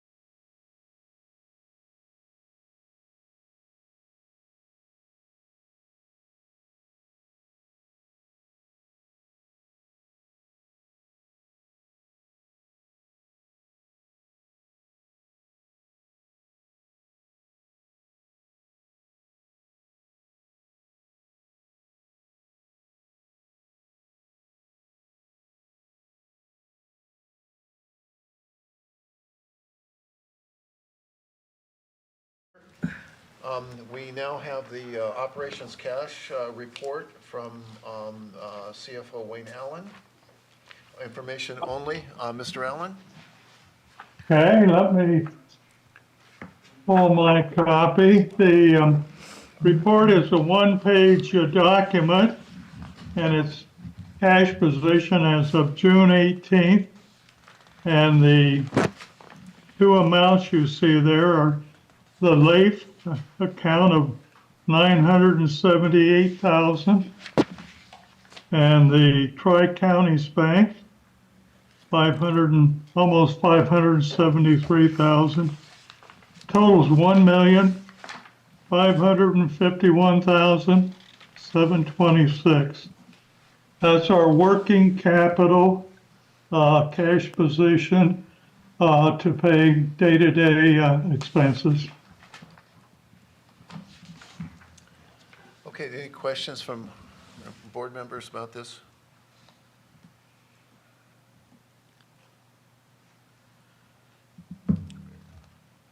Okay, well, hearing none, let's just receive it and move on. Thank you. So next is finally public comments for items not on the agenda. Are there any public comments? He's got a few more. He's a T-bill report Oh, okay, I'm sorry, I and the check stopped and- register. Okay, on the e-bills report, Okay, we started our investment strategy in that with a first purchase on May the 7th. And we've continued with 4-week maturities, which means they you purchase and 28 days later you get paid. And for the month of, on page 1 of 2, on the page for the first month of May, we had $43,050 of investment income. We were not fully invested during May and so forth. So as we got into the month of, well, May and June, we're now having investment income. When on page 1 of 2, you'll see in that the fourth column, investment income. Our total portfolio now is producing every 28 days $54,262. So that is the investment income based on clear over on the right-hand side. The interest rates have stayed at a very stable 5.365, 5.35. And will they stay there much longer? My honest answer is I don't know, and nobody else knows. You put 10 experts in the room and you're going to get 10 different opinions. So we just need to keep evaluating the circumstances, what's changing, and try to get ahead of the curve. But the Federal Reserve Board doesn't even know what direction they're going anymore. So, but we're very well positioned with these short-term maturities where liquidity is very close. We can turn our investments to longer term, 3 months, 6 months, or 1 year. So it's a very good policy and is working extremely well with us with producing very high investment income. Great. any questions from the board members at this point? Well, hearing none, I'm just grateful for, again, we've heard this before, I'm grateful for the fact that you're tracking this for us and on top of it, and we're getting a very, very positive result, so thank you. So now, let's go to public comments for items not on the agenda. Are there any public comments at this Well, point? wait about, don't we have? Yeah, Wait, we it's- do. No, it's. There's also just a report on the check register. Oh, Well, that's, check register is consent calendar, I thought. Yeah, it is, I'm sorry. All right, so Okay. let's move on. sorry. Public comments. Miss Ally, is there anybody out there in the, online who's Sorry. listening? We do not have any hands raised here online, President. Okay, great. With that, Ms. Wiley, let me just check in with you quickly. We plan to go to closed session, and we thought we might be a little bit further along at this point. What's the availability of our attorney? He will be ready in 5 minutes whenever we call him, and he knows. Okay, so we can Yeah, continue with our business. All right, okay, great, that's not a problem. Okay, do we have a report from Judy Leach this evening? Good evening. There she is.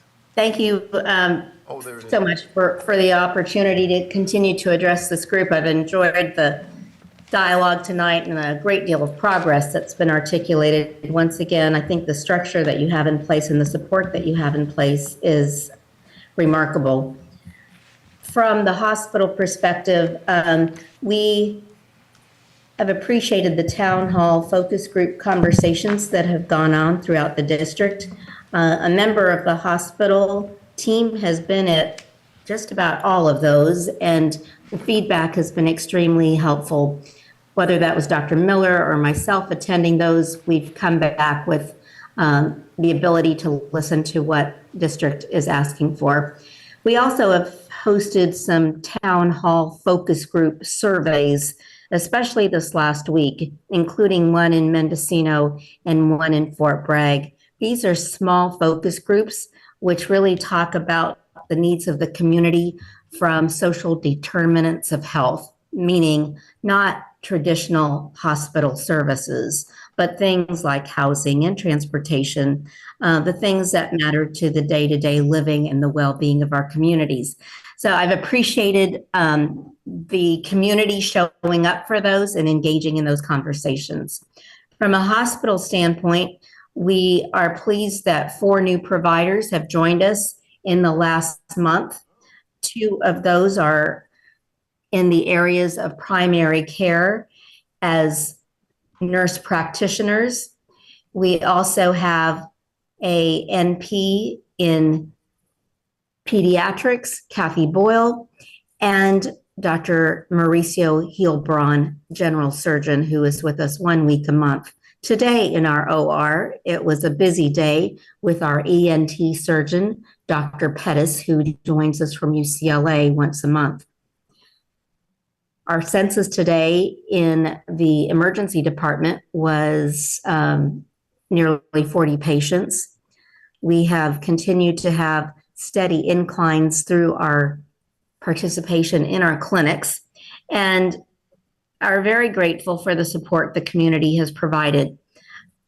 We continue to look at what are the ways to grow our ancillary services, that is laboratory and radiology services. Yesterday, what I understood was that we had a patient census of 142 patients in radiology. That's compared to 56 a year ago. Now, radiology services tells me that people are looking at preventive health, not just acute care, meaning they're doing all of their screenings ahead of time to help prevent disease. And that's a very positive thing. You might ask, where are the challenges right now? The challenges continue to be to look at appropriate reimbursement. Payers are challenging us. When you get repayment of 40 cents on the dollar from some of these health plans, you can see why healthcare all across this nation is absolutely challenged right now. So a reimbursement, and I'll be more accurate, 42 cents on the dollar is the current reimbursement rate for care. We have been very grateful for the collaboration that exists with our other community partners and look forward to being able to keep you posted on upcoming events. Most importantly, one that's happening this Saturday right here on our campus. We are expecting between 150 to 200 kids to come and be part of our sports physical. That is a free service from Adventist Health to the children throughout our community. We believe that being active and being part of athletic programs is a really good thing. So to be able to offer free sports physicals to anybody at any age enrolled in our schools here on the coast is a good thing. So we've got providers who will be giving their time throughout the day and 14 community partners who are part of that. It all begins on Saturday morning, I believe at 9 o'clock. And we look forward to connecting with our community at that event. Are there any questions? Okay. Great, thank you. Are there any questions board members have for Ms. Leach? Okay, Ms. Leach, the only comment I would like to have is that I think it's very important that we work with you in this next month to get a plan in place for facilities maintenance that we can adopt as soon as possible so that you guys can get going. I think we'd all like to see that work getting done as quickly as possible. So anyway, and again, thank you for your report. Mr. Ramos. Good evening. I want to thank the board for letting me speak and for all the work that you do, and thank the community as well. I have just 3 quick topics to update you on. The first one is I've attended a number of the forums that have happened, and I've been reached out to by a number of people to continue this communication out in the public. So I will plan to continue to organize some of those and call on board members as well as Adventist Health to join because I think the feedback's been really good so far. So that's number 1. Number 2 is Foundation's been in this community for 40 years doing good things, being part of the community, helping the hospital, helping health and wellness on the coast. And we went through some rough times earlier this year. We have no staff now, so I know what it's like. But you do. I definitely do. But I think we're past the crisis mode and we're getting back to doing the business that we do. So we're looking at how starting scholarships again. We didn't stop paying any, we just stopped accepting new ones. So we're starting to look at that again. We're looking at other things that we can do in the community. So I think we're past the crisis and we really are getting back to doing good, although we are a working board, which is a little rough right now, but we got to do it. And then third thing I just want to do a quick promo is that Wine Song has been our biggest fundraiser over the years. This is the 39th anniversary of Wine Song.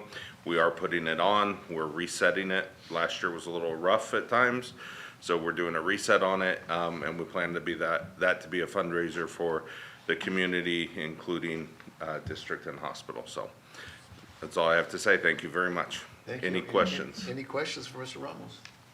Do you have the dates of Wine Song? September 6th and 7th. And the website, winesong.org. Yeah, so you've got an advertisement in as well. Good. As rightly you should.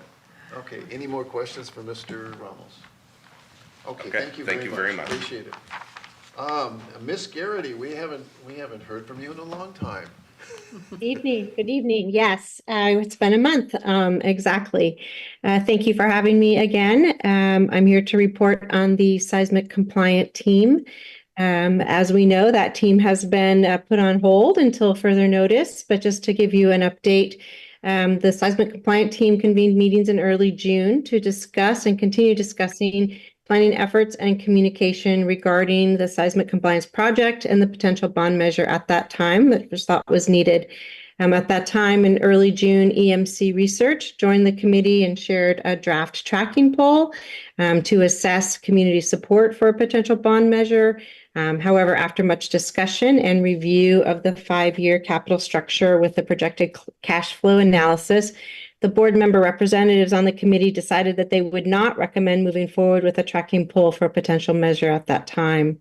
So like I said, the seismic compliance team activity is suspended until further notice. But as that's been stated this evening by several individuals, the need for ongoing communication and outreach to the community continues. Props and measures, we're happy to continue working with the district in these efforts should you decide to keep us on. And just wanted to give you a 6-month review of our efforts working collaboratively with your team. We facilitated those seismic compliance committee meetings, weekly meetings, crafted initial informational messaging materials regarding the science compliance mandate for for MCHCD, including website information, fact sheet, informational flyers, frequently asked questions. We drafted and worked with your agency administrator on an updated MCHD logo to be an MCHCD logo. Collaborated with the agency administrator in reviewing the website and identifying needed updates. That's an ongoing project. Assisted in creating the community meeting format and guidelines. Created and sent a community update informational mailer to all registered voters in the Mendocino Coast Healthcare District. And again, an ongoing project is increasing the district's social media presence on Facebook and Instagram. So there's a new Instagram account, if you weren't aware, that is linked to the Facebook account. And we've been designing social media graphics to increase awareness about the healthcare district and information and activities related to the district. The plan moving forward is to continue working with your team and community outreach meetings. We want to pull together a synopsis of information received at the meetings that have been held the last 3 months throughout the district and post that information to the website. We want to continue our social media presence and enhancement of outreach. And also assisting in updating the website with up-to-date information. We are currently working on developing materials for board member recruitment for the open seats on the November 2024 ballot.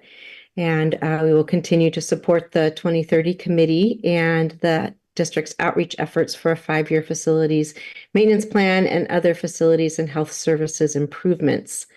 And finally, assisting the agency administrator with agency reports, such as annual report, board handbook, and other materials, providing graphic design support to produce final projects. We appreciate and are enjoying the opportunity working with members of your board and with the district. Thank you. Questions for Ms. Garrity? Okay, as always, we appreciate your report. Oh, Director Katzif. Yeah. Who on the board do you mostly relate to in terms of information giving and receiving, like oversight? Is that to me, Director Yeah, Katzel? yeah. I'm Yes, sorry. I work directly with the agency administrator, with Ms. Wiley, and with Chair Garza and Director Savage through the committees that we've been on. Okay, thanks.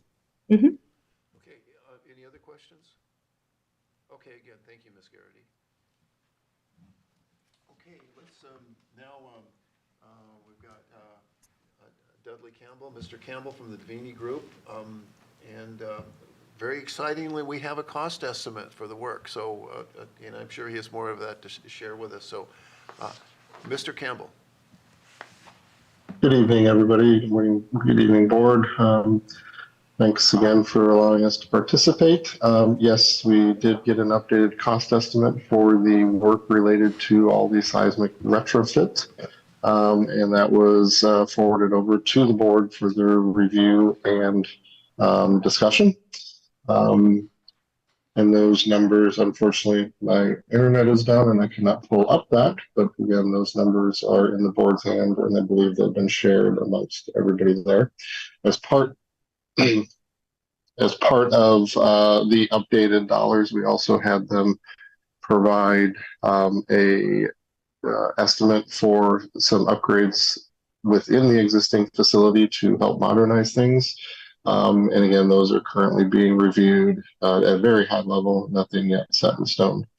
From a HCI compliance standpoint, we have started to receive approval letters from our evaluations that were submitted at the end of last year with regards to our work with Degenkolb engineers, structural engineers, to put forth a plan on how to upgrade the facility. We've got a letter this week stating that the evaluation was accepted, and our next phase would be to put together a project to actually implement the work.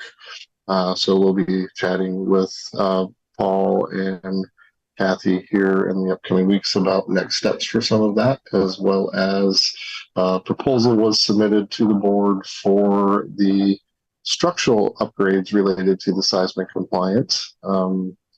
And that was submitted a few weeks ago, and we're working to get on a calendar to do some review and get that either commented on, approved for us to be able to move forward into the next step to align with the seismic compliance plan that was submitted to HCI at the end of at last year and was approved. So that's our kind of roadmap for moving forward on all the compliance work to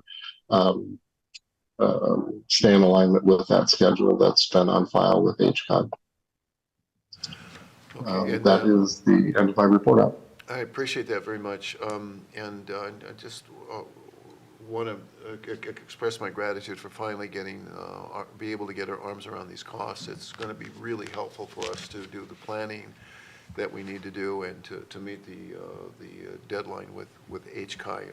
And I'm grateful for your continued support, Mr. Campbell, and your group.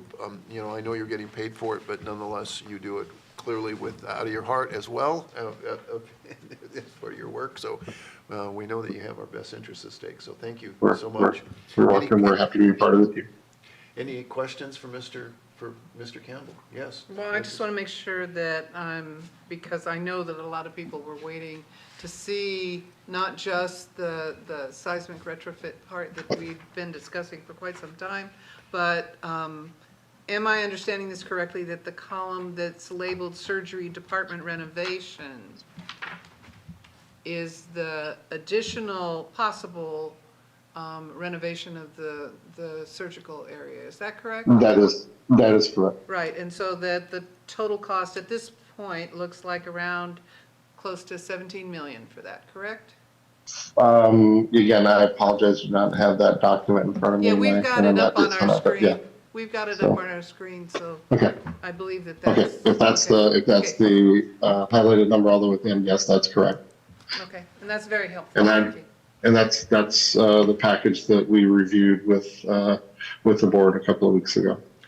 Yeah, I was really relieved to see that included already. I didn't know that in 2022, I just missed it. I'd looked at those reports before, but of course I was really new to the board at the time, and I was really relieved to see that they had already anticipated the modernization of the surgical ward.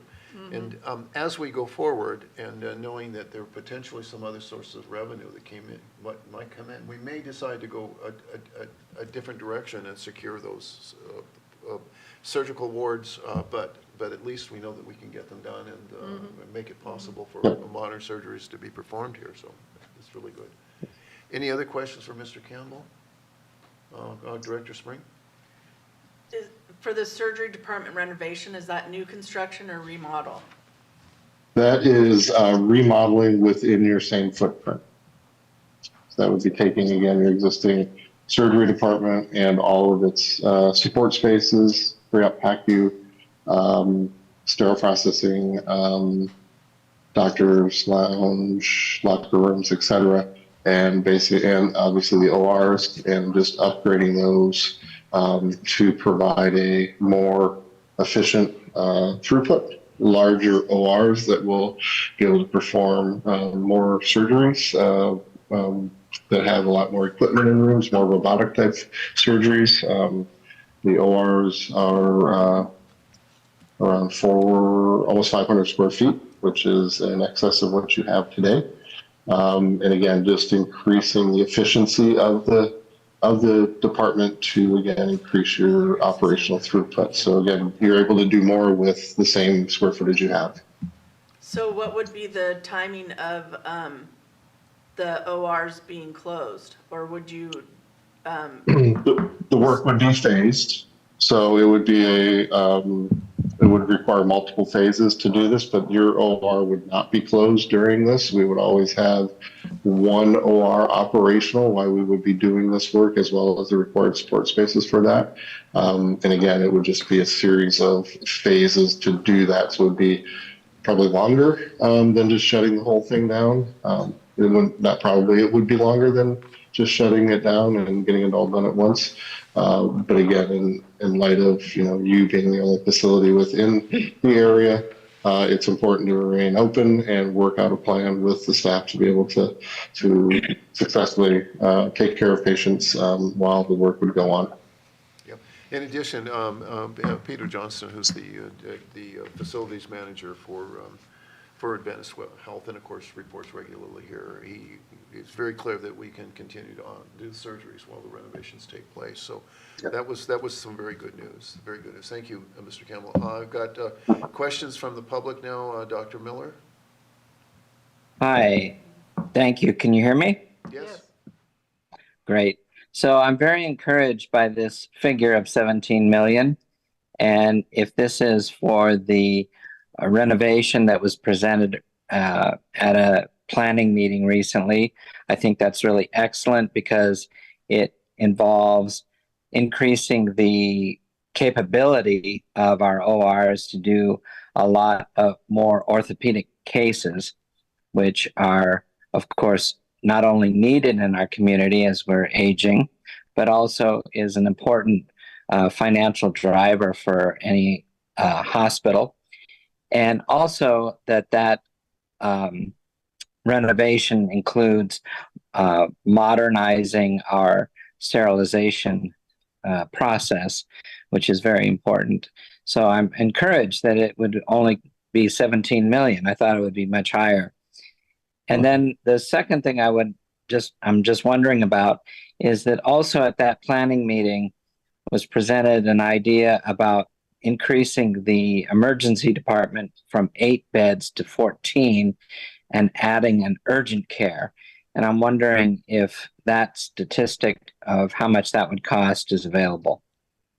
I don't believe we have that cost. I think if I know that Mr. Campbell's going to respond, but I believe that we'd have to go back to Cummings Group and we'd have to spec it out, and I assume which would meet some architectural drawings that we don't have now. But Mr. Campbell, please give us your take on that. Sure. You're correct.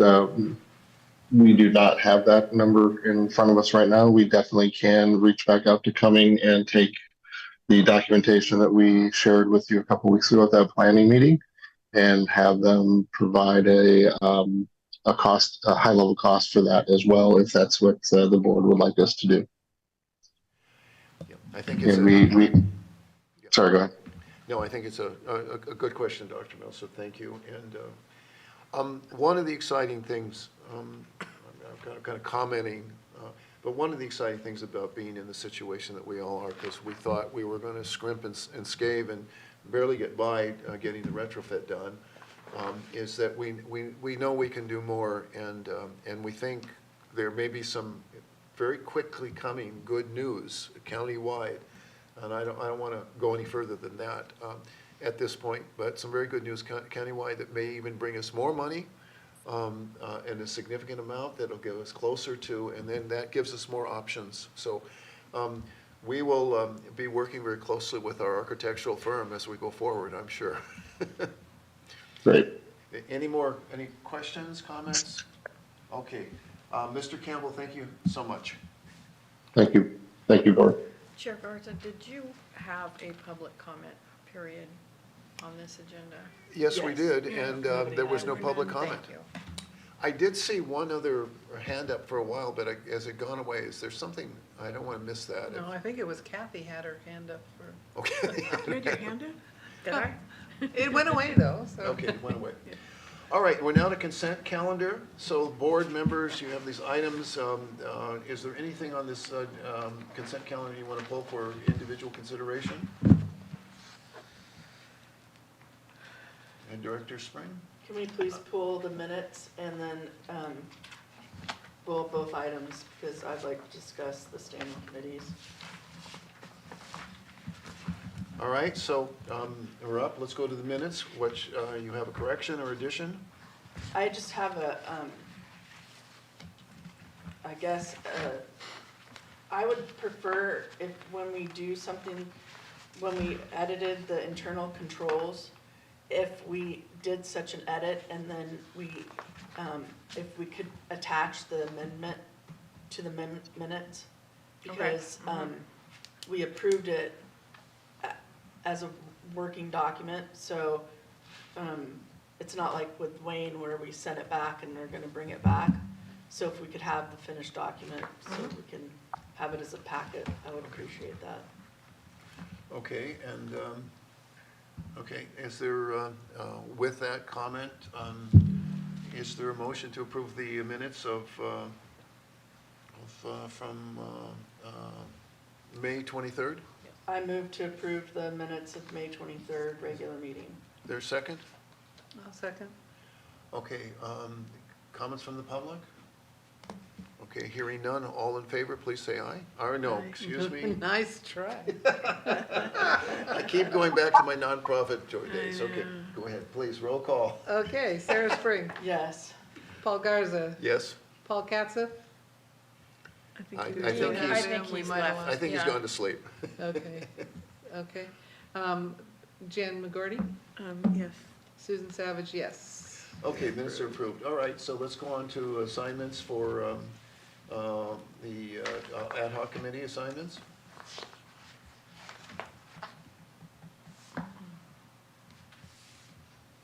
It wasn't the ad hoc that I had my question about. Okay, so can we have a motion to approve the consent calendar? No, it's for No, the, She had a question. mine is about the standing committee. All right, So it's the committee still. all right, fine. Yeah. What's your question? I would prefer to work with either the other Paul or Jan on the finance committee. Well, okay, Because but, I think it's not customary that the chair be on committee. all right, Director Savage? At the last Finance Committee meeting, there was kind of a discussion about how the communication happens that involves the parties that necessarily need to know what's going on. And that, at least it was my recommendation, that we shouldn't be looking at personalities, we should be looking at structure for how do we want the most efficient organization so that there aren't side conversations happening that are excluding people and et cetera, et cetera. And it felt that there were things that were happening, and I guess I'm just gonna say it, that the treasurer wasn't even involved in, that was, my view, somewhat awkward. So the suggestion was absolutely that the treasurer needs to be involved in discussions that deal with finances. But equally true that the chair needs to know what's going on, not hearing things kind of third hand, but that structurally, at least it was my recommendation, because I was on the finance committee, but I don't know that I brought anything necessarily to that group, that it would be helpful to have the treasurer and the chair and the CFO be the core of discussing finances. And whether it's customary or usual, because I think we are a somewhat interesting, unique situation, that it felt to me that that would be more efficient than having a different configuration that would have someone else, me or Jan. or Passing notes is anybody not else. acceptable. I'm sorry. Go ahead. It's public, Just- you have just- to read just- what you just- wrote. Just continue, please. No, you have to read what you passed her. You can't have secret communication. The secret communication was standing planning committee, and I just said that we had not had a chance to talk to Susan about it yet. That's all. So that's the great secret. So at any rate, that was my comment. Okay. Okay, so, Is that okay to have the chair and the CFO on the finance committee? Is that okay with you think? I can't hear you, sorry. Speaking, yeah. I know. I don't know that, all the. Is that okay with you to have the chair and the CFO and the finance committee with you for communication purposes? No? No. okay, well, let's, do we have a motion to approve the item? I would move that Okay. we approve We have it. a It was second? my suggestion. I'll second it. Okay, we have first and second, comments from the public. This is a item for the public if they want none. Seeing none, okay, back to the board then. Ready for roll call? I'm sorry? Linda Williams. Oh, Miss Williams, sorry, I missed that. Miss Williams. That's okay. I put it up a little late. I agree that Chair Garza should be part of the Finance Committee because during the finance meeting, Director Spring was upset that she didn't feel like she was getting the information. And I think when you go to, pardon the expression, to the horse's mouth, that Chair Garza and the CFO can give her the information she thinks she's missing. So I'm all in support of Chair Garza being on the Finance Committee. Thank you. Roll call? Okay, Jan McGorty, Yes. Susan Savage, yes. Sarah Spring, No.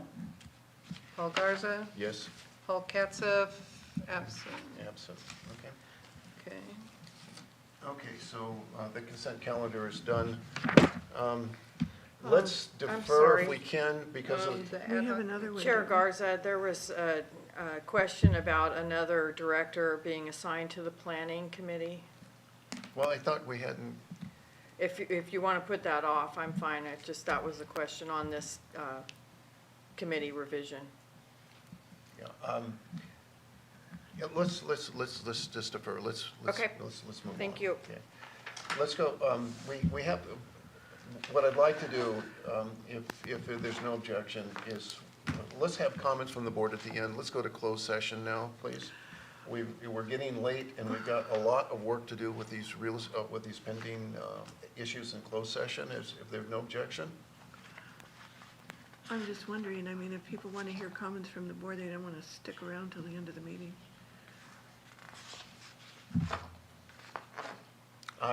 Do you guys want to hear I'm comments? open. It was a suggestion. Okay, let's go to board comments. You have a comment? No? Director? No, I'm Board good. comments at this point? No, not for me. Okay, here, I have a comment. I think that, I would like to request that we have either a special meeting or a good part of a meeting dedicated to us openly discussing what we were able to hear from the community at the different, community meetings and discuss, needs or concerns that we heard, so we can start to work on possibly deciding if we're going to address them, if it's in our purview or not. okay. I think that's an excellent recommendation. So let's direct Ms. Wiley to agendize that on our next board meeting. Okay. Any other comments from board members? Director McGorty. Well, I'm thinking that that would be good for a special meeting, Yeah. for a strategic plan, to hear all of those concerns and things so that we can put them together. And it takes a lot of time to do that. I don't like to see it done at a regular meeting. Well, okay, let's, if there's no objection, we'll take a quick look at that, and see what we think is the best format, and then we'll come back to the board members between now and the next few days and sort of figure out what the best approach might be. Have some recommendations of what the best approach might be. Is that fair? Mm-hmm. Okay. Okay, great. With that, the rest of it is close. No. Mr. Can I Ramos. ask a question? I'm sorry, I know it's No, out no, of order. please. Are you gonna do a readout after the closed session at all, if there's things to discuss? Yes. I think Yeah. we have Figured to. you would, I just wanna make sure. Yeah. Yeah, and Mr. Chair Garza, you need to appoint a real property negotiator in public session and then go into closed. Okay, I'm so sorry. Okay, so, thank you. So, I think the recommendation for property negotiators are, let's see if I recall this correctly, is obviously our CFO, Mr. Allen. And Kathy, then myself. But there was a third, and I'm sorry, I'm forgotten. Can you? We just suggested a second board member. Yeah, Mr. Steele, obviously our attorney. And we needed a second board member for that, that's correct. So is there a volunteer? I'll do it. Okay. Is there any, okay? Okay. So the attorney, Sarah, chair, CFO. Okay, Okay, okay, great. nice. Thank you. If there's no objection from board members? Okay, it's approved. So now we now are going into closed session, so I apologize for that. I'm, 2 minutes to make sure it's all good. Okay. yeah, I'm continuing to learn about.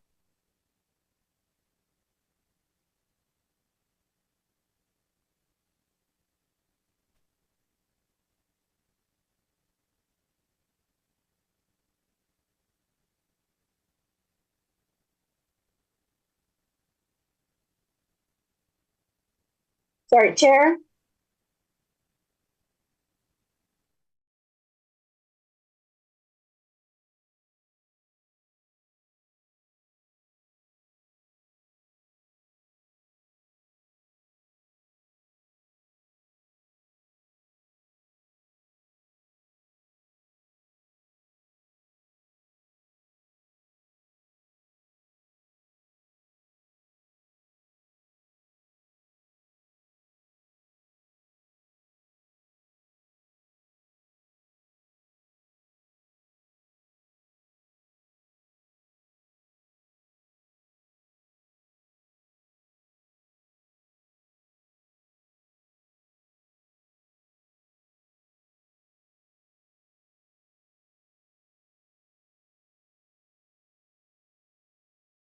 Great.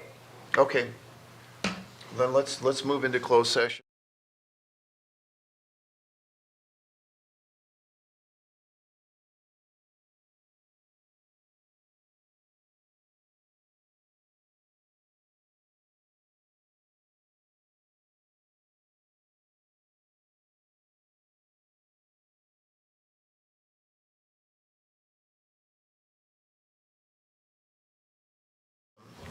A conference with the real property negotiators for the property 7021 River Drive, Fort Bragg, okay?